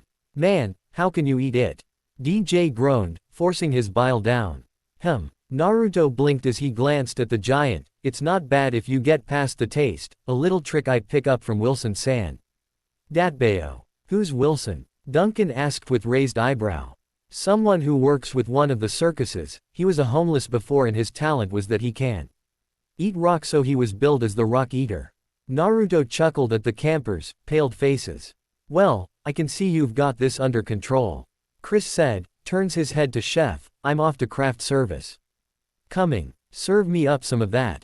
Chef nodded as he followed his boss out.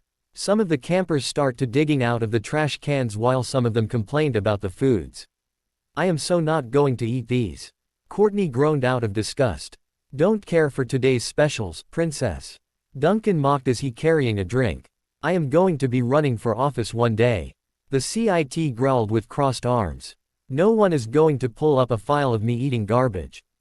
The punk rolled his eyes at Courtney as he walked up to Harold and Naruto. Hey, Harold, we felt really bad about the whole underwear fishing incident thing, so here, we found you some apple juice. Duncan said, presenting Harold with the drink. Thank. Harold said before he drinks it, and Naruto raised his eyebrows. The nerd SWA. Load with a wince before spitting it out as soon as Duncan told him it was kitchen grease. Wait a minute, don't you said that you were allergic to apple, Datbeo? Naruto said with tilted head, and almost all of the campers blinked. Recalling the trust challenge. Ooh. Bridget growled, I can't believe you. Yeah, you're a fucking liar. Duncan sneered and the nerd sweated at the campers' glares. Chef and Chris. The host and the cooker were eating their dinner before Chris speaks up. You know, something about this redhead kept bothering me a lot. What do you mean? Chef raised his eyebrow and the host rubbed his forehead. I don't know, every time when this kid said Datbeo, it make me thinking of something that I can't even remembering. This and his red hair is kind of familiar for some reason. Well, I can't help you there. The cooker shrugged, I'm no shrink or mind reader, maybe you'll remember it right away or later, so don't bother thinking about it. Yeah, you're right. Why worrying about the kid when I have to worry about the rating? Chris chuckled as Chef rolled his eyes at his boss. Outside, it took the campers about 20 minutes to finish their dinner till Chef come back and told them that they have to follow his actions while the music is playing. Some of the campers groaned when they hear the Thriller music as they mimicked Chef's dance move. Sergeant does a few hip thrusts before Duncan turns the boombox off, drawing some gasps from the campers. Duncan blinked at the boombox because he can hear the music, and everyone glanced at Naruto. He was humming the song with his eyes closed and still doing the Thriller dance. Confession. Idiot have a few weaknesses, Heather deadpanned with crossed arms, and Thriller is one of them. Static. Naruto danced around in the stall, still humming the song. Duncan, what are you doing? Courtney shouted at the punk. One of us drops out, we're done for the day. Duncan said with crossed arms as he glared at Chef. We're done when I say we're done. Chef growled, now drop and give me 20. Duncan rolled his eyes, dropping to do some push-up, and the sergeant turned to his head to the campers. Anyone else got anything they want to say? Yeah. Gwen raised her hand as she fidgeted around. Can I go to the bathroom? Sure, here's the mop and bucket. Chef tossed her the said objects with a cruel smirk, and Gwen sighed as she carries them to the bathroom. Now, it's Thriller time. They resumed their dance routine. Main lodge. For your next challenge, Chef announced as he stand in fro. NT of the teams with his arms behind his back. You will complete a 300-word essay about how much you love me. Anyone who falls asleep or fails to complete the challenge will be eliminated. Oh man, Owen whispered to himself before the campers starts to write down their essay. Few hours went by and everyone was tired before the alarm rang out. a signal that the essay challenge had ended as Chef collected the papers. Crap, Harold groaned. Chef cleared his throat before he read the first paper out loud. I love Master Chief Hatchet because he is very, very, very, very, very, he continued to repeating, very, over and over before he figured it out. This is just one sentence with 5 pages of veries in between. Chef glared at Duncan. It's 300 words exactly. Duncan smirked coyly. You can count them if you want.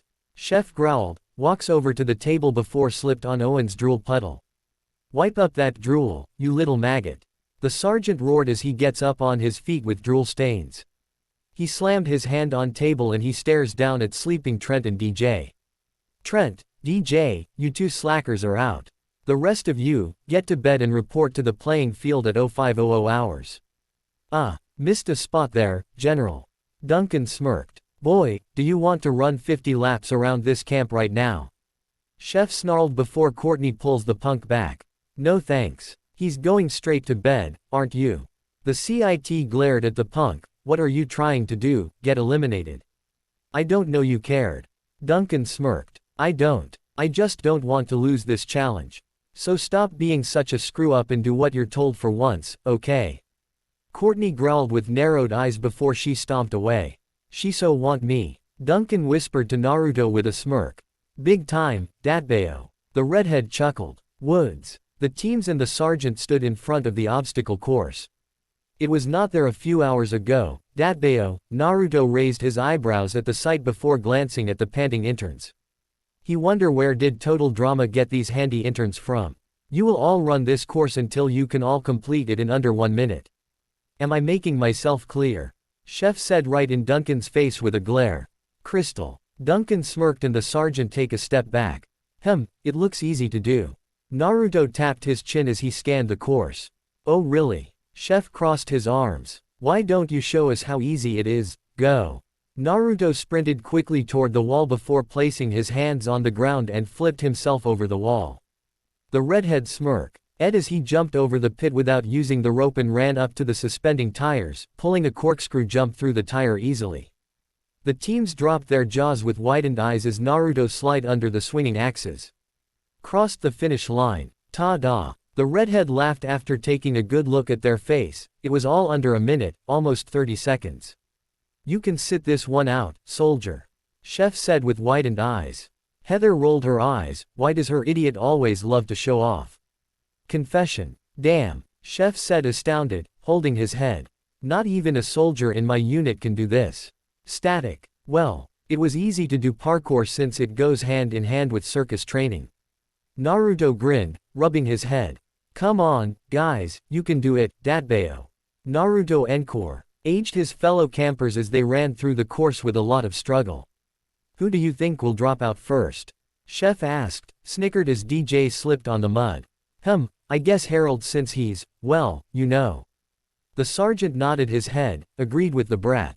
The said nerd struggled to get up on top of the wall before fall down and landed in the mud face down. Look like you're right, Chef muttered before Harold lifts his head and vomit out mud. The sergeant and the redhead walk up to the vomiting nerd as Duncan turned to them. General Crazy, we've got a situation here. The punk pointed at the nerd with his thumb. Too much mud. Harold vomited out mud every time he says a word. Chef picks the nerd up by his collar and said, ring the bell and report to the infirmary. Your tour of duty is finished. Wow, poor guy. Duncan jeered. Back on the course, maggots, now. Chef roared at the punk, one false move and I'll be on you like stink on a poop wagon. I look forward to it, sir. Duncan smirked and the sergeant scowled at him as the punk returned to his course. Confession. There's always one rebel maggot among maggots. Chef muttered. Fallen Solider, I salute you. Do. Ncan joked as he crawled by sinking Lashana before stopped in front of Chef's boots. You just brought yourself 20 more push-ups. Chef shouted. Thank you. Duncan mocked before he pecked Serja. Ent's nose and Chef growled with veins popping out. I think you may make him snap. Bridget whispered to the punk. I think you're right. Duncan gulped. One night solitary confinement in the boathouse. Chef roared with fury and everyone screamed out of fear. Big deal. Duncan rolled his eyes. How scary can it be? The punk chuckled before the sergeant grabbed him by collar and dragged him to the boathouse. Main lodge. Courtney glanced out of the window as the teams were relaxing with their gruel after finished up with the course. I'm going check on him, Courtney said, standing up with her bowl. You like him a lot. Owen snickered. Maybe it's more than like, Datbeo. Naruto smirked. I do not like him. Courtney yelled at them with a lightly blush on her face. Yeah, and your blushing face doesn't agree with you. Naruto chuckled as the CIT's face turned red. Not only do I not like him, Courtney coughed, trying to calm herself down. I can't stand him. He's rude, rebellious, and totally annoying. I'm going to check on him.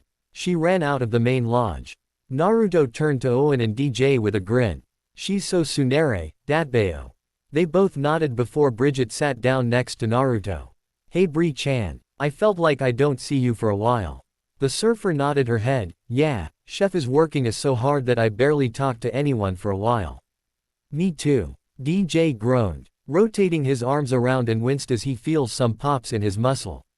True, but I kind of find this challenge enjoyable and fun, Datbeo. Naruto grinned as his teammates rolled their eyes.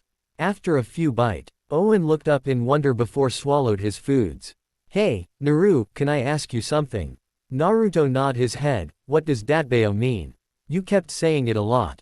Oh, yeah, I've been wondering about that for a while. Bridget said with curiosity. Well, Naruto scratched his nose with a little blush, it really has no meaning at all. The base raised their eyebrows and the redhead chuckled at their expression. It's just a dialect or verbal tic, something that I got from Ka-san. That's odd and interesting, DJ said. You really take a lot of things after your mom. Owen grinned. D and Naruto nodded his head as they finished up their gruel dinner. The redhead stretched his arms out with a lightly groan. Well, I don't know you guys but I'm going back to cabin and relax for a bit, Datbeo. Everyone nodded their head, agreeing with the redhead since they were still tired after the course. Killer Bass cabin. Hey guys. Duncan grinned as he sat on the steps with Courtney. Bags in their hands and both of the teams blinked at them. What are you doing out of boathouse? Harold glared with a scowl. Whatever. Duncan shrugged. Courtney and I just swiped a lot of good foo. DS, he showed them the contents inside the bags and glanced at the Gophers team. You guys can come inside and we'll have a party. I'm in for the foods. Lashana grinned and her team nodded. They really want to have some good foods. Unlike these gruel and trash foods. The Gophers entered the base boys' room and starts to share foods as they chatted with each other. Katie and Trent was chatting about the music and random topics. Odin, you get jams all over your face. Lindsay giggled as she wiped some off with her finger and tasted it, drawing a blush out of the oaf. Thank, Lind. Owen giggled. Ed nervously with blush as some campers smirked at the blonde couple. How long do you think it will take until they get together? Lashana whispered to Gwen and Bridget. Both of them said it will be pretty soon if it keeping going well between them before starting to talk about chef. Oh gross. Harold cried out loud as everyone turns to see him lifting the blanket off, revealing a smiley face draw with peanut butter. Now see, that's a waste of good peanut butter. Duncan snickered and Naruto nodded. Courtney takes the last ice cream sandwich before Bridget touches her hand. Okay, I think you had enough. Oh, no, just one more. The CIT giggled as she pulled her hand back before swallowed the sandwich whole and burped loudly. Oh, that one was a mistake. She ran out to vomiting as Gwen and Lashana giggled. Don't say I warned her. Bridget rolled her eyes and Naruto chuckled as he watches Duncan walks out to talk with Courtney. Idiot, open this jar for me. Heather grunted, shoving the jelly jar in Naruto's hand. I need to make sandwich before this fatty eat it all up. Sure, He-chan. He handed the opened jar back to her. I see that your cold is gone now, Datbeo. Yeah, the queen bee grunted as she made her own sandwich and sat down next to Naruto. She cut it in half before eat one piece, handing the other piece to the redhead. Eat it, idiot. Thank. Nah. Ruto smiled at her and Heather's expression gets softer as few of Gophers raised their eyebrow at Heather's behavior. He glanced at the doorway to see Courtney kissing Duncan and chuckled as he stand up and walk out with DJ.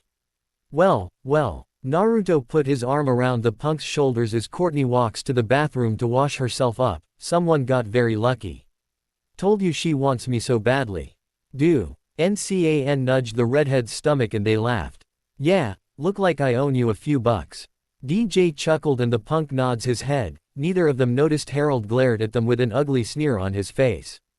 Attention. Remaining boot camper group. The next evolution of your next training will begin tomorrow at 0700 hours, and if I caught the sucker that took my dessert, your ass is mine. Chef's voice bellowed out of nowhere as the campers glanced around for the cooker. I think we've finally pissed him off this time, Trent said with widened eyes. It turns out that Chef's voice was so loud he don't even need the megaphone or loudspeaker. Woods. The next morning, the campers were forced to hanging on the tree's branches upside down and most of remaining campers dropped out. It was down to Naruto, Duncan, and Courtney against Gwen and Heather as Chef walked under them. What you are experiencing is an ancient form of torture. By now, the blood has begun rushing down to your head. The next stage is nausea, followed by dizziness and a flushed appearance. Duncan was starting to show the said signs. As the blood begins to pool in your eyes, you may experience fainting spells. The punk gave out and falls down to the ground as Courtney cried out for him. It's okay, he's alright. Bridget called out after checked on Duncan before Heather fall down with a groan. She slipped because of her sweat. Heat-chan, you okay? Naruto asked, only to get a shout from the queen bee as she stomped to the bathroom to clean herself from sweat. It's good thing that we have you, Courtney said, glancing at the redhead teammate. Actually, I've never been hanging upside down this long, so I may drop anytime. Naruto admitted, he had been working as acrobat for a while in this chow. Lenjay is more brutal than the acrobat training. What? Ha, ha, ha. Courtney started to laugh for no reason and Naruto turns his head to her with a concerned look. Stop laughing this instant, Chef barked. Sorry. Courtney laughed. I can't stop laughing. The CIT kept laughed before she falls down with a thump. The sergeant frowned at Courtney with fists on his hip. I expected more out of you, soldier. Ahem. The CIT cleared her throat. Master Chief, I just have one thing to say to you. And what might that be? You really need to take a chill pill. Courtney turns on her heels and walk away as Chef's cheeks puffed out with fires in his eyes. Everyone stared at the CIT with dropped jaws. That's what I talked about. Duncan laughed, wrapping his arm around Courtney's waist. Naruto, it's all up to you. Courtney shouted at the redhead. Girl, don't you lose. Lashana supported her goth friend. Oh yeah, I can hang here all day. Gwen smirked at Naruto as he sticks his tongue out at her. A few hours went by and no one know how it will end until the redhead groaned as he turns his head to Bass team. Watashi wa memai, moshi wake arimasenga, minata yo. Say what? DJ rubbed his head before Naruto repeated it over and over. My Japanese is rusty, but I believe he said that he's feeling dizzy and that he's sorry. Chris said before the campers and the cooker turns to him with raised eyebrows. When did he show up? As soon as the host finished his sentence, Naruto fainted and fall down, landed in Chef's arms. The Gophers cheered as they pick up Gwen and Chef called out to them with a salute. Congratulations, soldier. I'd go to war with you anytime. I'll keep it in my mind when I choose my career. Gwen said as the Gophers carried her away from the cooker. You do that, soldier. You do that. A tear come out of Chef's eye and he glared at it, back in there. It quickly returned to his tear duct. Yo, man. DJ shakes Naruto's shoulder as the base team look at him with concern. Huh, the redhead slowly opened his eyes but they can see his eyes spinning around. Ramen Lord, is that you? Have you come to bless me with your tasty ramen broth? Oh boy. Bridget gulps as Naruto muttered nonsense. He'll snap out of it in a bit. Chef said as he walks past them with a chuckle. Campfire. The base team glanced behind to see Chef standing with his arm crossed before Chris spoke. I only have 6 marshmallows on my plate and these marshmallows represent the campers that will continue to be campers, here. Courtney rolled her eyes. You've all cast your ballots in the confession can. If I do not call your name, you must immediately go down to the dock of shame, catch the boat of losers and go home. You can't come back, ever. Whiskers, did you remember our plans? Duncan whispered to Naruto with a smirk. Yeah, I did. The redhead nodded as Chris starts to call out the campers' names. Duncan, DJ, Bridget, Owen, Naruto. The host handed the said campers their marsh mallows before turns to Harold and Courtney. Campers, this is the final marshmallow of the night. Courtney smirked. Harold shows no reaction as he slumped. Chris glared at them. Harold. What? Courtney snarled at the shocked campers. You guys voted for Harold over me. Yes, yes. Chris said, it's always a shock. This is impossible, I demand a recount. The CIT yelled. Seriously, dude. D. Uncan putted his hand on Chris' shoulder with a glare. I know for a fact, there were 4 of us that didn't voted her off. The host ignored the punk as he snapped his fingers before Chef grabbed the CIT with Chris' help. I do not concede. Courtney screamed, dragged away to the dock of shame as Duncan followed them. Naruto frowned. Something was not right before take a gaze at Harold to see him smirking at the retreating punk. The redhead narrowed his eyes before he walked away from the campfire. Outhouse stall. Naruto's eyes narrowed in anger, watching the record of Harold rig the votes and growled. Killer Bass cabin. The next morning, an airplane engine roared above the cabin, waking up the campers in process. Oh come on. Duncan growled as he grabbed some of his clothes and walked out of the cabin. Still angry about what happened last night at the campfire. Naruto glanced at Harold before shifting his eyes to see Owen and DJ leaving the room. Harold, get a minute. Naruto said with a frown. Make it quick. Harold scoffed. I'm giving you an ultimatum. For what? I know you rigged the vote last night. The nerd paled at the revelation. You either tell the guys what you did or I will tell them myself, Datbayo. Naruto turns around and walks away from Harold. Outside, Chris grinned in his airplane, glanced at the ground to make sure that all of campers are outside E4. He makes his airplane diving toward them. Incoming. The host laughed as the screaming campers scrambled before the airplane flew past them. Yes, I can't wait to get my pilot license. Chris Erd before widened his eyes as his plane destroyed the outhouse in process, revealing the hiding bear. The bear whined at his close call as he hid his marshmallows behind his back, only to drop a few of marshmallows behind him. Teddy, are you alright? Naruto shouted and the bear nodded his head shakily. Just flexing your muscles for today's extreme sports challenge. Chris announced with his megaphone after stopping his airplane from crashing anything else. It's too early for this. Gwen sighed, still exhausting from the boot camp. This week you'll participate in 3 challenges. Chris said as he ignored the goth girl. First up, extreme sofa bed skydiving. The contestants will plummet. Chris coughed as the door opened to revealing Chef in his solitaire uniform, skydive to a waiting sofa bed target below. The cooker gave them demonstrate, only to hurt himself as he crashed into the sofa bed and some campers winced. Pain, everywhere, Chef whined in agony. Of course, you'll be skydiving from 5,000 feet and using these. Chris smirked evilly as he tossed them a couple of old parachute. Our lucky contestants are DJ and Trent. Sure, why not? Trent nervously chuckled, you know what they say on Black Comb Mountain, bro. Best glimpse of heavens on the way into hell. Let's do this. DJ gulped, nodding his head. Sure, bring it. He was still afraid of the height but he have to do it for his team.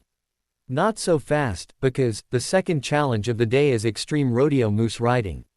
Chris shouted out of his megaphone as he hopped out of the airplane and walked over to the moose pen that mysteriously appeared out of nowhere. Contestant will rodeo ride the giant Canadian bucking moose for 8 seconds or get hoofed into a giant pile of socks from the lost and found.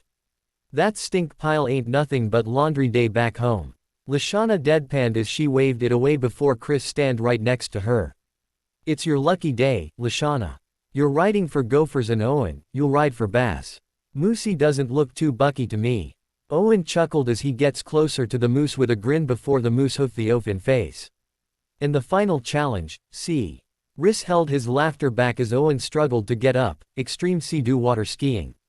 Contestant will water ski a race course grabbing as many flags they can before crossing the finish line while Ember from the opposing team drives the sea-doo. How can we water ski without water? Heather scoffed at the idiotic challenge. It's really hard. Check it out. Chris gestured at Chef as he screamed. On the bouncing sea-doo before crashed into the tree. Awesome. The host laughed. Naruto, you'll ski for Killer Bass and Lindsay for Screaming Gophers. Cool. I can model my new bikini. Lindsay squealed, flashing some poses. Now for the cool swag, whoever scores the most challenges get bragging rights for the night. saves their butts from elimination and wins a tricked-out multi-message mobile shower. The girls gasped, seeing the mobile shower truck as Chef playing with the harp. Can it be? Heather muttered with dreamy smile. Oh, it is. Chris chuckled as the boys rolled their eyes. Ah, a shower. What about something good for us? Owen groaned, chewing on the marshmallow. Nothing, I'm not made out of money. Chris mumbled with a glare, you give them one good thing and they want more. Okay, gang. Chow for breaky, then report back in 20 minutes for the Extreme Sport Challenge. The host said as he started his airplane before takeoff in the air, leaving the coughing campers in dust. Main Lodge. Naruto. The redhead turns his head to Harold as they stand in the line. I'm going to tell them after the challenge. Really? Yeah. Harold sighed. That's good, just don't do it again, Datbeo. Naruto smiled. I promise not to do it again. Harold stuttered and the redhead nodded before walk off. Never noticed the nerd smirked as he revealed his crossed fingers. Owen scraped the leftover foods on one plate before swallow it whole and handed the plate to Chef as Gwen and Bridget stares at him with widened eyes. The oaf belched out a love letter before it landed on the stacking plates. Sweet grubs. Bro, Owen said as he walks out of the main lodge. For the girl with smoldering eyes. Chef muttered as he read the love letter before flicking it to the table wit. HA shrug and heading for the kitchen to wash the dirty plates. Bridget picked the love letter up as Gwen leaned in to read it. Check it out, it's a corny haiku poem. The goth girl said with a smile. Whoa. Bridget giggled. Some dude's crushing big time. It's probably for you. Really? Gwen jumped in shock. I was gonna say it was for you. But Trent is totally crushing on you. I've seen Anyway, he always scams an extra muffin for you. Bridget smirked at the blushing goth girl. Yeah, but Naruto must be the one that wrote it. Gwen said, but then again, he's kind of dense so there's no reason for him to write a haiku poem. The surfer girl sighed as she nodded her head and the goth girl winced. Or he may start to have feeling for you. Yes, maybe it's for me. Bridget perked up as she takes the letter from Gwen before the goth girl take it back. Nah, it's totally for me. They starts to argue over it before both of them accidentally ripped it in half. Tell you what, Betty. I bet you 2 nights desert that the poem was for me. Oh, I'm up for that. Down with that. Bridget was not sure how she can phase it. Whatever. You're on. They both never noticed that Chef was rolling his eyes with a shaking head. Outside. Now, remember, ground teams can wheelie the sofa beds whatever they want in order to help their comrade with the landing. Chris reminded the camp. As Trent and DJ boarding the airplane. Sayonara, Trent. Heather waving her hand with a smirk. I hope your attempts to impress weird goth girl are worth the chalk outline. Trent and Gwen glanced at the ground to see a chalk outline. Drawn by Heather. Did you ever think that maybe Trent's doing this as a form of self-expression, like haiku? Gwen smiled wide smile at confusing musician as. Some campers gave her a weird look and Bridget shake her head with a smirk. Or not. Gwen sighed, little embarrassing. Up in the air, DJ and Trent gulps as they look down at the ground, miles away from them. Before Chris presenting them the waivers with a grin. If you could just fill these out. What? DJ stuttered, we already signed the insurance forms in the beginning of the show. Yeah, but these are for organ donation. Chris answered with a chuckle, I have this cool cannibal challenge I want to pitch to the producers and this will go a long way toward budgeting free props. The boys star. Edit the host with disgust expression and dropped jaws. Here comes the drop, boys. I don't see the drop zone. Trent said with squirted eyes. Push, put your back in it. Duncan grunted, why is this thing so heavy? Anyone seen Big O? Datbeo. Naruto said before the base look over the sofa to see Owen, sleeping on the bed. Duncan sighed, look like we'll draw a target mark on him for DJ, anyone has red paint or anything. Is it me or did anyone else hear a screaming? Bridget asked and everyone look up to see screaming Trent plummeting before crashed into the ground, causing a Trent-size hole. Oh man. He's going to feeling this in the morning. Lashana said as the Gophers ran over to check on their injured Gophers. The base team winced before pushing their sofa bed, hoping it won't happen to DJ too. It wasn't long enough until Bridget glanced at Naruto and speaking to him. You know what's really romantic? The redhead blinked, I'm not sure, a date that a girl can enjoy, I guess. Yeah, but actually I was thinking more of the writing word. Bridget said, and the redhead tilted his head. Like love letter or something, Datbeo. Naruto scratched his head. I'm kin. D of bad with these things, so I have no clue. Gomen. Bridget was about to say something, but a scream cut her off as the base look up to see DJ floating around with his parachute. Go, go, go, dunk. And barked as the team quickly pushes the sofa bed before DJ landed on top of Owen, waking the oaf up in process. Everything's still here. The giant checked himself as he hop off the sofa bed and give out a sigh. Relived that he made it in one piece. Gophers lose. Chris shouted out of his megaphone as the plane flew over the campers. Bass win.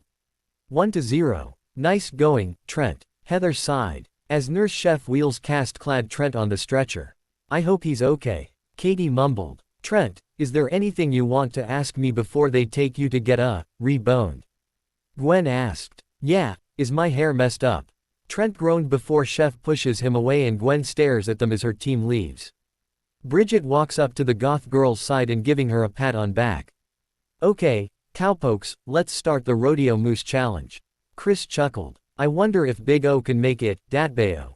Naruto mumbled as he walks closer to the moose and starts to petting the creature without receive any negative reaction. Confession. Chris rolled his eyes as he crossed his arms. And that's why I don't want Naruto to take this challenge. I bet this moose will just let him ride for days without bucking at all. Do you know that I always think that the wave flow a lot, say, kinda like the ancient art of Japanese haiku. Bridget smiled at Naruto as Gwen smirked at the surfer girl. Haiku. You have an interesting way of view things. Datbeo. Naruto chuckled, watching Owen climbed on top of the moose as it snorted at the oaf. I suck so much with haiku. The redhead admitted with a grin, causing Bridget to sigh as Gwen patting her shoulders. I'm ready. Owen gulps before chef opened the gate and the moose bucked around. The moose suddenly braked on its hooves, sending Owen flying in air. And Owens, the oaf screamed over Chris' head before landed in the stink pile and the host blinked at his timer. Out already. Ooh, that stinks big time for Bass. Chris chuckled. No, seriously, this is some rank stuff, Lashana. Let's jet. The said girl cracked her hands as Naruto led the moose back to the pen, much to chef's relief. Just one more time and you're done for the day, Datbeo. The redhead petted the moose as the creature gives him a nod. Lashana climbed up and saddled the moose as chef slowly reaches out for the latch. I hope you got a moose burger recipe handy. Shauna teased the moose and the creature growled at her, easy, boy. You don't want to make me mad now. The moose snapped and starts to buck wildly. I think you're pushed him over, Datbeo. Naruto said with concern. Sweet mother of, Chef screamed before the moose break out of the pen and bucked all over as Lashana held on for life. Naruto winced at down chef and glanced up to see Gwen and Bridget hugging each other. Did they just have a fight and made up? The redhead wondered as he helped chef up. Lashana lasted longer on the moose for 30 seconds, which earned her team a score. The two teams walk over to the race course before Chris show up on his ATV. So we have a tie. Whoever wins the Extreme Sea-Doo Water Ski Challenge wins invincibility. I'm ready, Lindsay called out. Wearing a green bikini and Owen's face turned red as Duncan nudged him with a smirk. We are so dead, Heather mumbled, unless I get to drive the wave jumper. Naruto blinked before grinning at her. Just win the damn shower so I can get my hair did. Lashana muttered as she rubbing her sore feet. Good luck, I feel bad that I don't do anything to help. Katie sighed, she really want to help her team so badly. It's okay, girl. Lashana patted the tanned girl's head. Ladies. The campers turns to see Harold step out of outhouse with his pants down before the nerd fall down, tripped on his pants.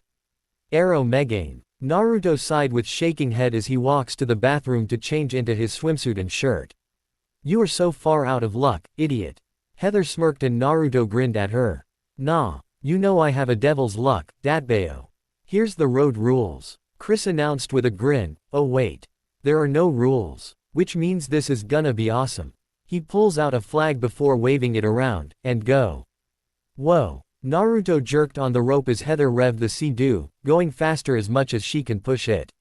The redhead grabbed the first flag as the Sea-Doo hit the ramp before landed on the mud. First flag for base. Chris spoke into his walkie-talkie. No. Heather snarled before weave the Sea-Doo around to make it difficult for Naruto, but he managed to grab 4 more flags. That's impossible, she growled as Chris announced the score. Heather has to cross the finish line or be disqualified, the host said with a chuckle as he drove by on his ATV, but when she does, Harold will take 5 flags to victory for the killer base. Heather gasped, noticing that she was getting closer to the finish line before look back at grinning Naruto. Confession. I can't let this idiot win. No matter how hot Heather stuttered before glared at the camera. Chris did say there was no rule, so I have to cut him loose. No rules, idiot, you know what that mean. Either smirked as she turns around on the Sea-Doo and pull out a pocket knife. Ah, come on, He-chan. Naruto groaned, knowing that it was fair play since there were no rules, so he can't hold it again. Saint his childhood friend if he loses the challenge. He blinked, noticing a low branch coming toward Heather. Hey, watch out. Eek. The queen bee cried out as the branch ripped her top off, exposing her breasts to gaped Naruto. DDD, don't look. Heather screamed with red face as she crossed her chest, but it was too late. Naruto's head blow back with nosebleed and lose his grip on the rope before they crashed into the rock. Heather ran off to her cabin with red face before Chris rolled his ATV up to the crash site with confusing expression on his face. I don't know what Heather did to Ma. Naruto loses his concentration, but it's a total wipeout for killer base, and there's a lot of blood everywhere. Wicked. The base team looks at each other, worried about the redhead since they have no idea what happened. Naru, are you okay? You're bleeding all over. Owen gasped as he fainted redhead up, and some campers look at him with concern. Naruto's eyes fluttered open. I saw S. Omething. The redhead fainted again as Owen carried him to the team. We better bring him to the infirmary. DJ gulped before he turns to Duncan and Bridget. We'll get him there, good luck.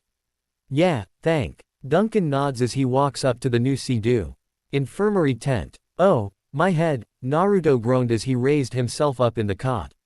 Are you alright, man? The redhead blinked, looks up to see DJ and Owen before Naruto nodded his head. Hey, DJ, how long has I been out for, Datbeo? About half an hour, I think. Owen replied. Yeah, we just lose the challenge, so, DJ sighed. He got the informa Tion from the loudspeaker when they were waiting for Naruto to wake up. Oh, this suck. Naruto sighed. So what happened? Owen asked, earning a red face from Naruto for an answer. No comment, yo. You don't want to know. The boys raised their eyebrows as they glanced at each other, wondering what went on between Naruto and Heather.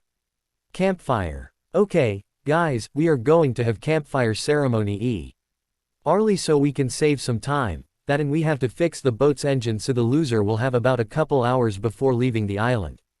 Chris said with arms behind his back. What happened to the engine? Naruto blinked as he glanced at the sky. It was almost time for sunset. Meh, something about overheating or whatever. I'm no mechanic. The host rolled his eyes before cleared his throat. Anyway, as you know, if you do not receive a marshmallow, you will walk down the dock of shame, and you can never ever return to camp. He pulled out the plate and called out the campers' names as he tossed the reward to them. Bridget, DJ, Owen, Duncan. You guys are safe. Chris turns to Naruto and Harold with a smirk as he juggled the last marshmallow. Harold fidgets around in his seat. Naruto licks his lip, getting nervous. Chris takes a deep breath. Harold.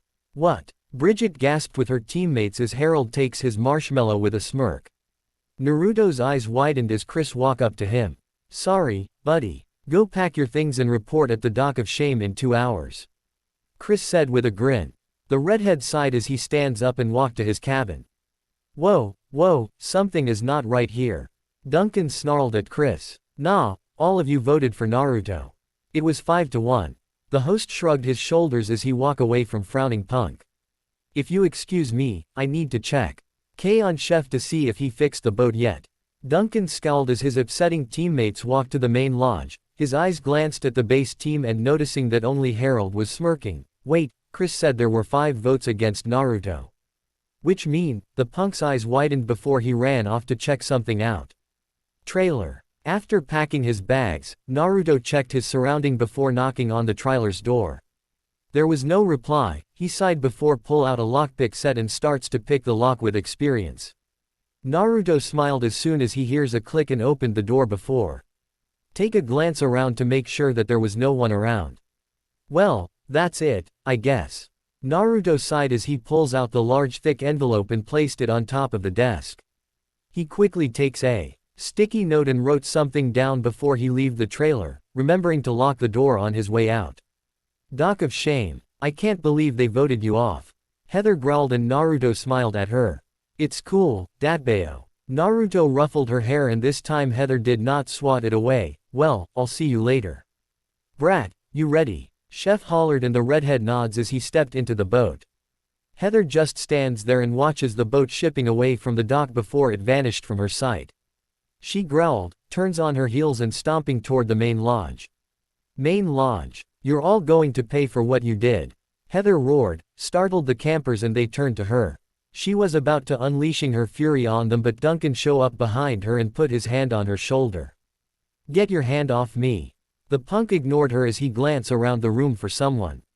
Where's Harold? Duncan asked with narrowed eyes. He's sleeping in the cabin. Why did you ask? DJ asked before he noticed a camera in the punk's hand.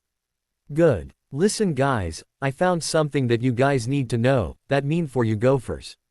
Duncan growled and the campers blinked as he sat down between Owen and Bridget. As you know, Whiskers were voted off the island. Thank to you. Heather muttered snarly, causing the punk shaking his head. No, something was off so I have to check something out. It turns out that he was cheated out. The punk shows them the camera, and it's all here on this confession camera. Say what? Everyone cried out loudly and Duncan starts to rewinding the tape as everyone gathered together to watch the record. Confession. Harold snickered as he jammed the vote ballot open and pouring out the votes. With him out of the way, no one will know that I rigged the vote before and they will pay more attention to me now since this loser idiot is gone. The nerd laughed manically, placing the new votes in the box. Oh my gosh, he's crazy. Katie gasped and the campers scowled at the footage. I'll say, with ugly ego. Lashana growled with narrowed eyes. Yeah, listen, we can't let Harold know that we're on him now. Duncan said, all we can do is playing along until the next challenge, then we'll work together to get this cheater off the island. He really wants to do something to the nerd but that would send him back to the juvie. Agreed. Naruto don't deserve it. Trent nodded with the campers. Boat. Naruto sighed with a frown. He figured out that Harold just betrayed him by breaking the promise and rigged the votes again but it was too late. And there was nothing that he can do about it. So, how long will it be until I get home, Datbeo? Naruto glanced at Chef and the cooker smirked. Oh, you're not going home. Say what? Chris has a TTLE surprise for you and I think you will like it a lot. Chef chuckled as Naruto raised his eyebrows at the cooker. Outside. It has been 1 week and it seems that Camp Wawanakwa has become gloomy since Naruto left the island. Heather sighed, kicking the rock into the path before growling silently at carefree Harold. The nerd never noticed the tension between him and the campers, even Chef glared at him but again he never liked everyone beside Naruto. Heather sighed again before Harold walked up to her with a smug smirk. Hey, Heather, want to hang out? No thank, I'm busy. The Queen BS. Hoves him away and stomping to her cabin. What's her problem, gosh? Harold muttered, brushing himself as he turns to relaxing DJ. Oh, I don't know. The giant said coldly and the nerd shrugged before he walks to the main lodge. DJ wish there would be a challenge soon so they can kick this guy off, even if he has to throw the challenge in order to lose. Listen up, campers. Chris' voice rang out of the loudspeaker and some campers perked, hoping that it would be a challenge since it was getting boring and they can't stand the nerd any longer since his ego kept growing as days went by. As of right now, all teams are officially dissolved. From here on in, it's every camper for themselves. The campers glanced at each other and make a silent agreement together. Harold will be the first to go.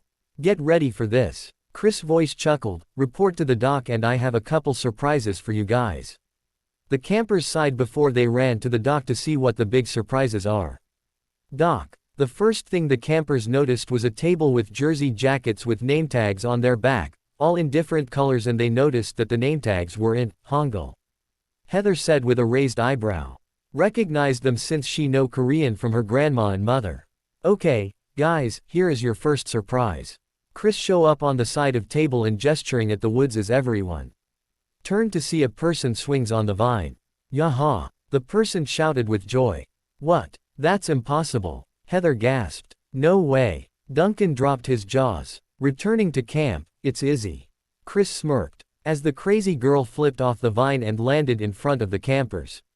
Hey guys, it's good to be back at camp even though I never actually left the island. Izzy giggled, I've been living in the woods all this time. Wait a sec. Gwen turns around and narrowed her eyes at the host, you said no one is allowed back. I did. And once you leave, the goth girl rolled her eyes. And once you leave on the dock of shame, on the boat of losers, you can never, ever come back. Chris said with a smirk. Oh yeah, that. Chris chuckled, I lied. You can't do that. It's not fair. Gwen huffed and Izzy glanced around. Oh, where's Red? I don't see him anywhere. The crazy girl asked and the campers flinched. He's gone, we voted him off. Harold snickered, drawing a lot of glares and Izzy pouted. Ah, my whisker time. Hey, hey. Chris clapped his hands to get their attention, and second surprise is, something I will reveal after telling you guys your next challenge. The host picks up the brown jacket and presenting it to them. Your challenge is, nametag ripping. Inspired from a TV show. Heather cut him off with a squeal, Running Man. Are we doing the nametag ripping game? I really love, the. Queen Bee froze before glancing at the shocked campers, never seen her reacting like that before, and she coughed into her hand. I mean, oh this lame TV show. I can't believe we are doing it. Single quote. Liar, the campers rolled their eyes at her. Yeah, Chris chuckled, for these who don't know, you have to wear these jackets and start at the destination spots that we will send each of you there. He rules are easy, if your name tag get ripped off, he'd pull the name tag off the jacket, you're out of the game and will send to the jail, we will let you know who's out by broadcasting the name with loudspeaker. The last one stand will win invincibility and can choose any camper to be kicked off the island, instant elimination and no one is safe. Everyone smirked at the last part, this would make everything easy if Harold's not the last one standing. I like it so far. Duncan chuckled with a smirk. Oh yeah, I forget something. Chris chuckled since he did it on purpose, this nametag ripping challenge is based off the third Hunter episode. Wait, you mean there's a hunter with no name tags and we have to find a piece of this hunter's name tag in order to make a name tag and put it on this hunter to get him out? Heather gasped and the host glared at her. Yeah, what she said, Chris muttered, he never expected the Queen Bee to be a huge fan of Running Man. There's 10 pieces scrambling arrow. Own this island and you have to find them all to get your hunter out. If the hunter got you all out, the hunter wins a extra reward. Dibs on hunter. Harold shouted with a grin, there's no way he will get himself kick off and it will be sweeter when he kick this punk out to complete his revenge. Sorry, dude, we already have a hunter and guess what? Chris smirked at them, the hunter is the second camper that come back and here's a hint about this guy, the hunter is really mad and pissed off, that's your second surprise by the way. Who came back? Katie gulped, the only angry camper she knows is, Eva. The campers paled at the mention of her name and the smirking host said nothing. The loudspeaker squeaked, drawing everyone's attention and Chris chuckled at their frightened faces. Looks like the hunter want to say something before the game. Hello, campers. The deep gruff voice rang out, I want you to know that I had set up traps all over the island for a week. The campers gulped in fear. That mean the person has been here the whole time and they never noticed the hunter.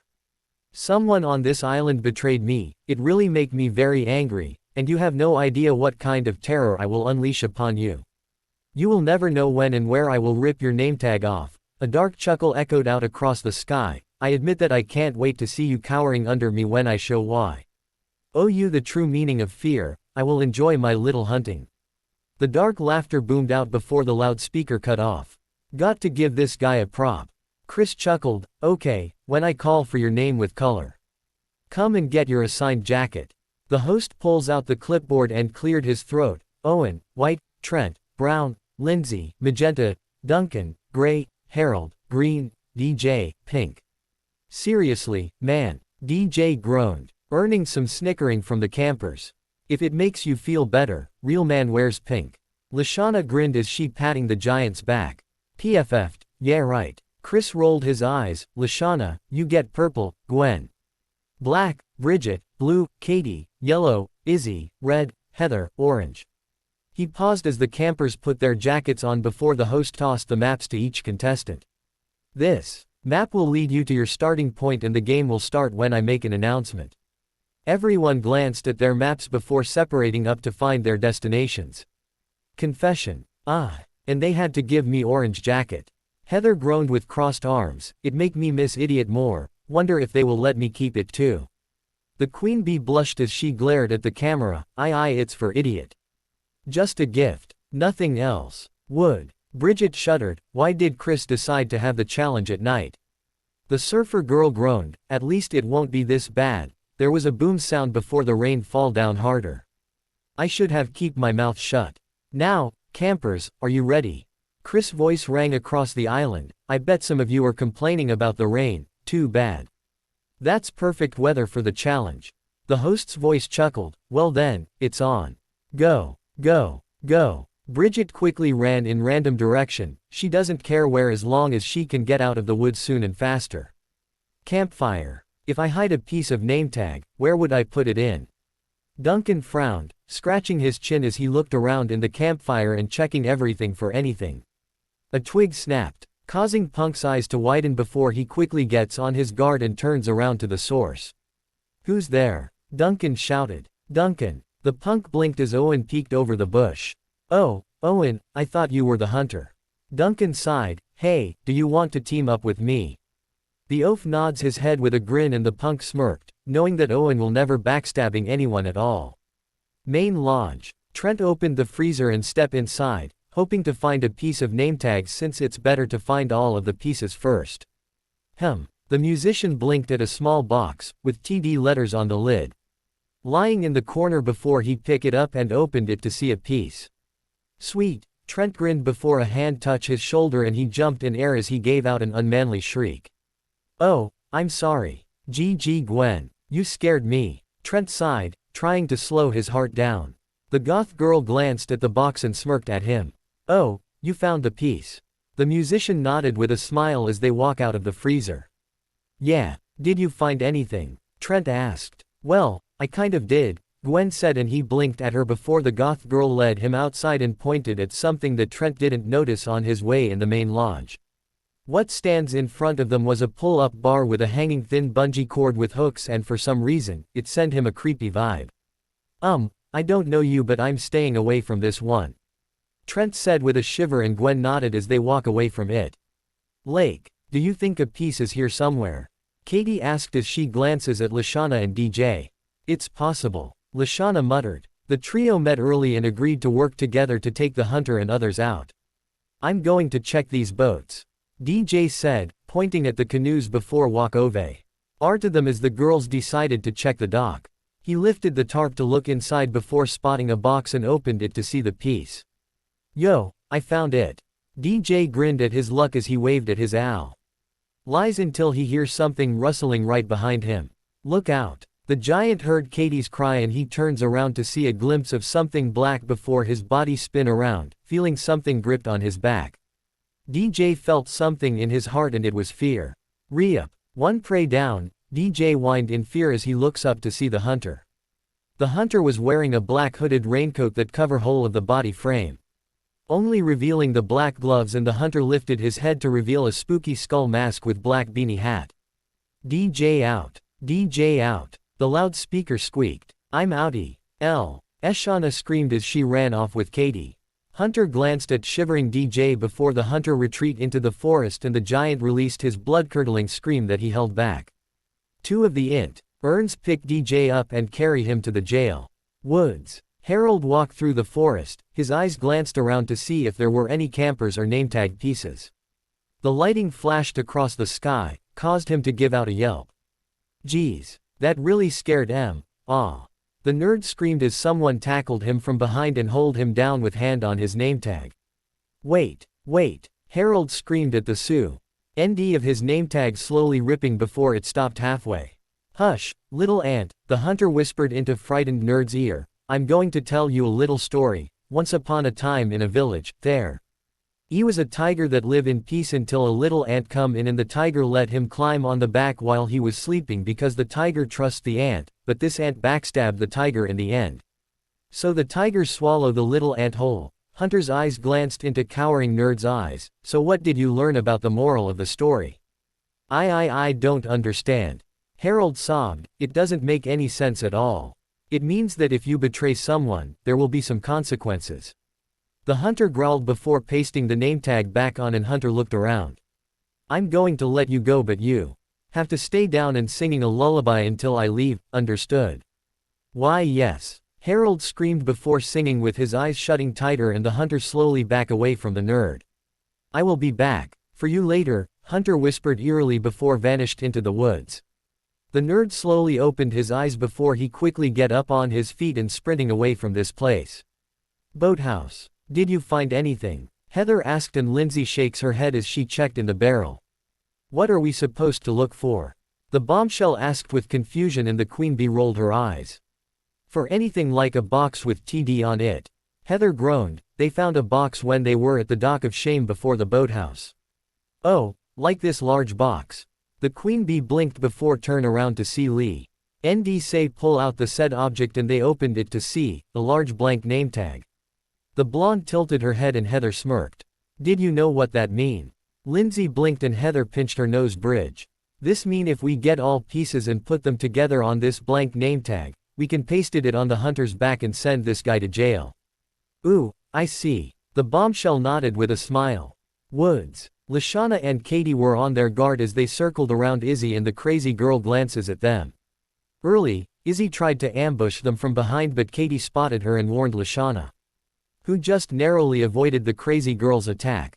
On 3, we'll attack at once.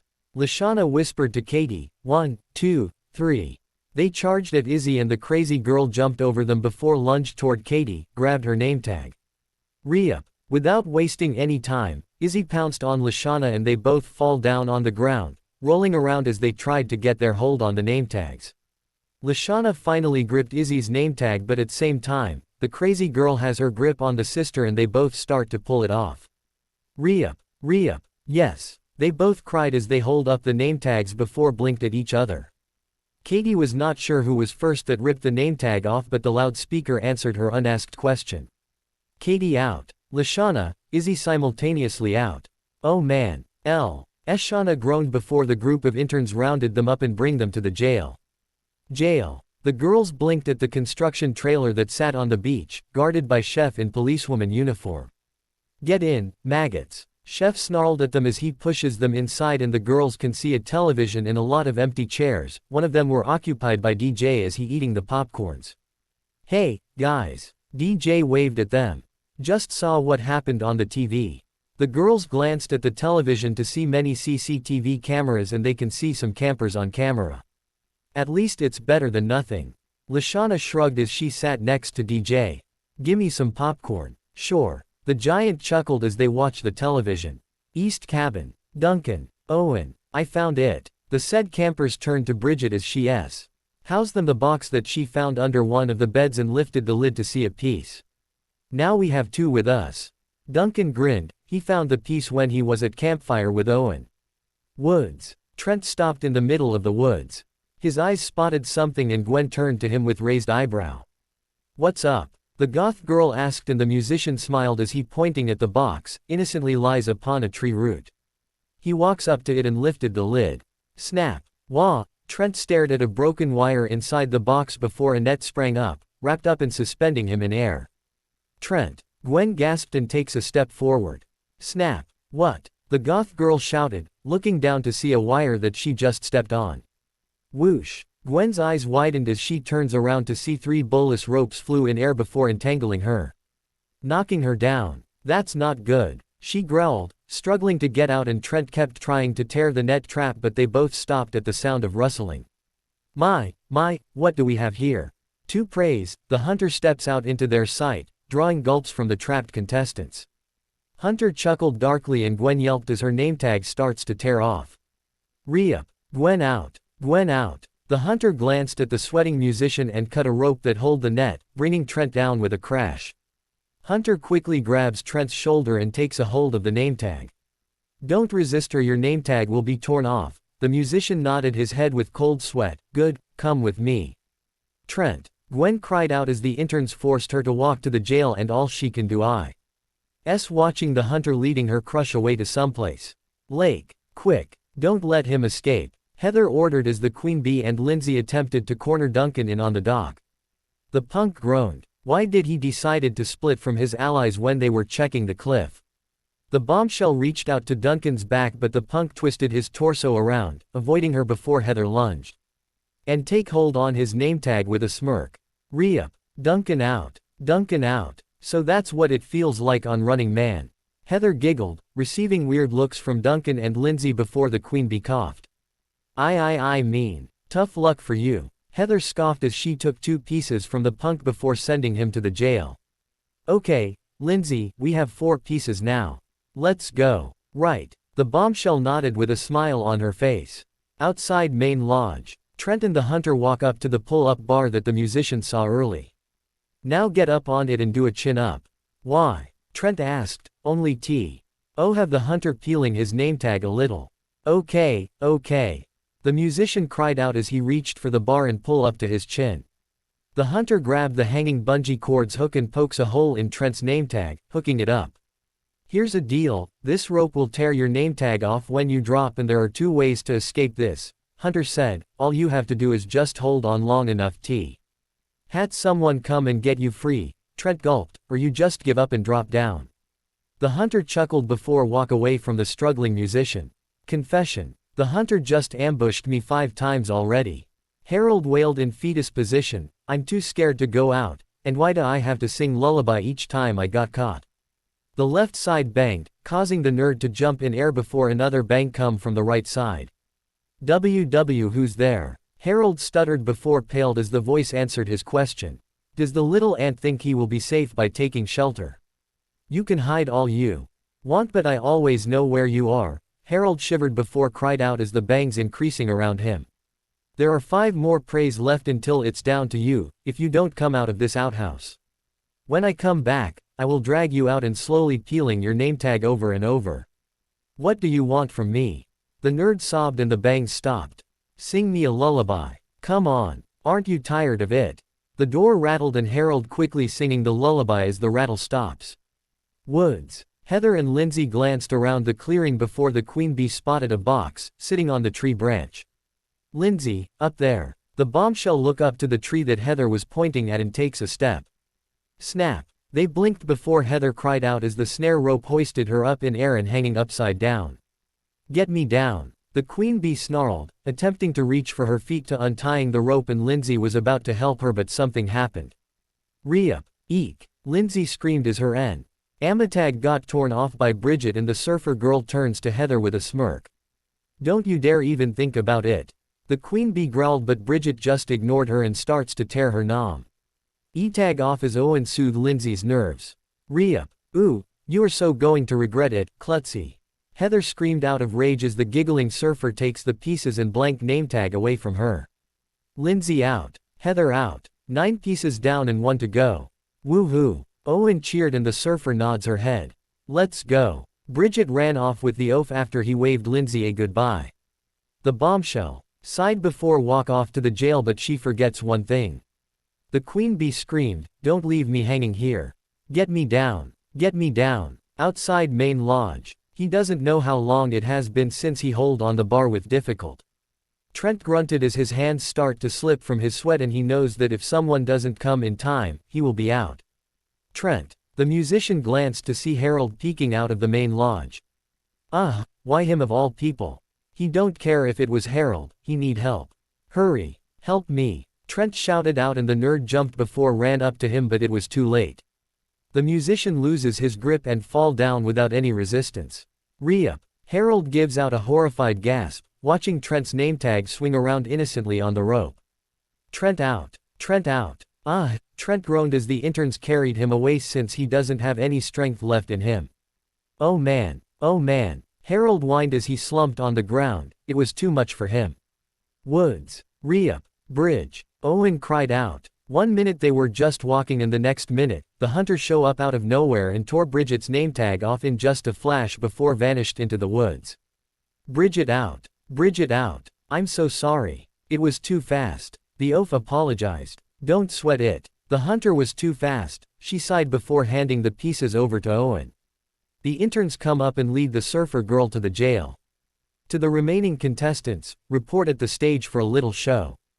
Chris' voice speaks out of the loudspeaker and the oaf gulped as he feels something bad in his stomach, and it's not from the foods. Stage. Owen and Harold walks to the stage to see a large screen with film projector in the between of two empty chairs. They glanced at each other before. Sit down in the chairs and there was silence in air. What are we supposed to do? Harold asked and Owen just shrugged before they both hear a click on the film projector as it starts to play the reel. Did you just turn it on? I thought you did, Owen whined, glancing at the haunted film projector. Congratulate for making it so far, the boys screamed as they turned to see the hunter standing in front of them. Oh, I actually thought it was the real hunter, Harold panted as they watched the hunter start to speak again from the screen. Did you know this challenge was planned by me since T. He little ant betrayed me and this is all for you, Harold. Me. I don't betray anyone at all. Harold said with shifty eyes, and Owen was about to say something back to the nerd but the hunter cut him off. You can deny it all you want but I know the truth. The hunter pointed at them as if it was on live. I am going to teach you a lesson that every actions have consequences, your betrayal have a end sequence and that is me, the hunter. Hunter growled darkly and the nerd gulped with cold sweat. Owen was in same spot since he was getting scared of this challenge and it's all Harold's fault. It's go. OD thing that it's just a film, Harold shivered in his chair. The hunter's head tilted a little before charged at the camera and the boys blinked. Why is the hunter running to the camera? Hunter burst through the screen. It turns out that the hunter was lingering around behind the screen. The hunter's jump scare earned a blood-curdling screams from them before Owen just fainted on spot as Harold jumped off the stage. Stay. The hunter barked at the stiffened nerd before Hunter turned Owen's body around to hold on the nametag. Re-up. Owen out. Owen out. Hunter stands up and stares at cowering Ha. Rolled before the hunter whispered lowly that the nerd can barely hear it. You have 30 seconds head start before I will hunt you down like a little ant you are. 1, 2, the nerd ran off with a frig. HTENED scream and the hunter chuckled darkly as the scared interns dragging the fainted oaf away. Woods. Harold panted as he ran through the woods. Why is there so many lightning and thunders now? Is it the storm? The nerd thought before Harold heard someone chasing him from behind, causing him to take a glance to see the hunter. Ah! The nerd screamed before the hunter tackled him from behind and holds him down again.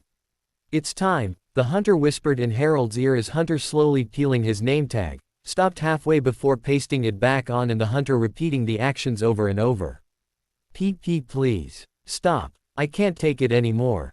End it. Harold sobbed, wetting his pant out of fear. It's too scary. Too scary. Re-up. I hope you learn your lesson, the hunter chuckled darkly and the nerd whined. Harold out. Harold out. Challenge over. Challenge over. Campfire. Give our hunter a hand. Chris applauded with a chuckle as the hunter show up with Harold in tow and the campers smirked at the shaken nerd. Oh my, you traumatize him so badly. The host chuckled with a smirk, remind me to never piss you off, Naruto. Naruto. The campers gaped at the hunter as he talked. The beanie hat and mask off to reveal his face to everyone. Did you guys miss me, Datbeo? The redhead chuckled before some campers hugged him out of joy. Confession. Damn, Duncan said with shock. He really scared me even if I was already out. Static. Trent shivered. I bet after this challenge, no one would ever want to piss him off again. Static. Red's back. Now I can have all these whiskers time. Izzy giggled. Static. I have to admit it. I'm really impressed with him as the hunter. Gwen smirked with crossed arms. Chris, thank for loaning me voice changer, Datbeo. Naruto. Tossed the said device to the smirking host. No problem. Since you win the challenge, your reward is, the host gestured at chef with ramen pot, ramen for every supper, provided by chef until you're off the island. Naruto grinned widely. You can choose anyone to be eliminated. Who is the one that will take the dock of shame, hop on boat of losers and go home? Chris said with a grin. Harold. Redhead said and Chris nodded as the nerd sighed. Well, Harold, take a hike to the Dock of the Shame. Dock of Shame. Hey, Harold. Naruto called out and the nerd turns to him. Just to let you know a couple of things, Datbeo. First, we're even, and second, no one mess with Uzumaki M. Naruto. Uzumaki. Chris' eyes widened, is he her son? Harold sighed as he tossed his bags on the boat before turn around. Lashana. I meant every word in that poem. Poem. Lashana blinked before frowned, that was you. Sorry, String Bean, you ain't my type. Wah, Harold gasped before Chef tossed him on the boat and sailed it away. Lashana. I always still love yo. The sister rolled her eyes as some campers snickered at the scene. Well, campers. Chris chuckled, the boys will take the east cabin. Girls will take the west cabin, so pack your stuffs and move in. The campers walk off as they catch up with Naruto. Doc. Oh man, that was very intense time. Chris said with a grin, there was. So many things going on at once and I barely remember some of it. Only one thing I know is how scary Naruto can be as Hunter, brr. Chris shuddered playful before chuckled, I wonder what will happen in our next episode. How will the girls get along when they live together, even with 3 girls who like our redhead camper? Who will be the next victims to hike on the Dock of Shame? Will everyone be still scared of Naruto? Find out on Total Drama Island. End cut. The cameraman shouted out to let the host know that it's over. Now if anyone needs me, I'll be in my trailer. Chris muttered, He never has been in his trailer for a week since he was at an important meeting to pinch something at the producers. Boys' cabin. Man, it's good to have you back. DJ patted Naruto's back with a smile and the boys nodded. Agreeing with the giant. Sorry if I scared anyone so bad, Datbeo. The redhead chuckled. No need to sweat it, bro. Trent chuckled, it was just a challenge, remind me again to not piss you off. Owen nodded with him since he was still trying to calm down his heart. Naruto grinned before tapped his chin with questionable look on his face and Duncan noticed it. What's the matter? The punk asked. Nah, I think I forget something but I'm sure it's nothing, Datbeo. The boys shrugged before helped Trent unloading his bags. Trailer. Chris blinked at the big envelope on top of his desk and he picks it up before reading the sticky note out loud. Dear Chris, my Ka-san's name was Kushina Uzumaki. The host gasped, so that was her son. He resumed his reading, since I come to this island. There were so many chances for me to tell you something but I was too scared. Now I'm out of the show, I regret that I never told you in person but I leave this envelope here because I'm sure my Ka-san and I want you to know something important that will change your life. Naruto. Chris sat down in his chair and slowly opened the envelope. 2 hours went by. Before the host picked up a phone with widened eyes. Hello. The voice asked on the phone. Hey, Doc, can you do me some favors? I need you to check something out for me, it's urgent. Chris glanced at a tube, containing a swab stick. He doesn't believe these lies that were revealed to him. He denied the claim that Uzumaki M. Naruto is his son. Thanks for watching guys. Hope you all are enjoyed this video. If you do please leave a like, share and subscribe, also don't forget to support author of this fanfic. So let's end this video here. Until then, see you in next video.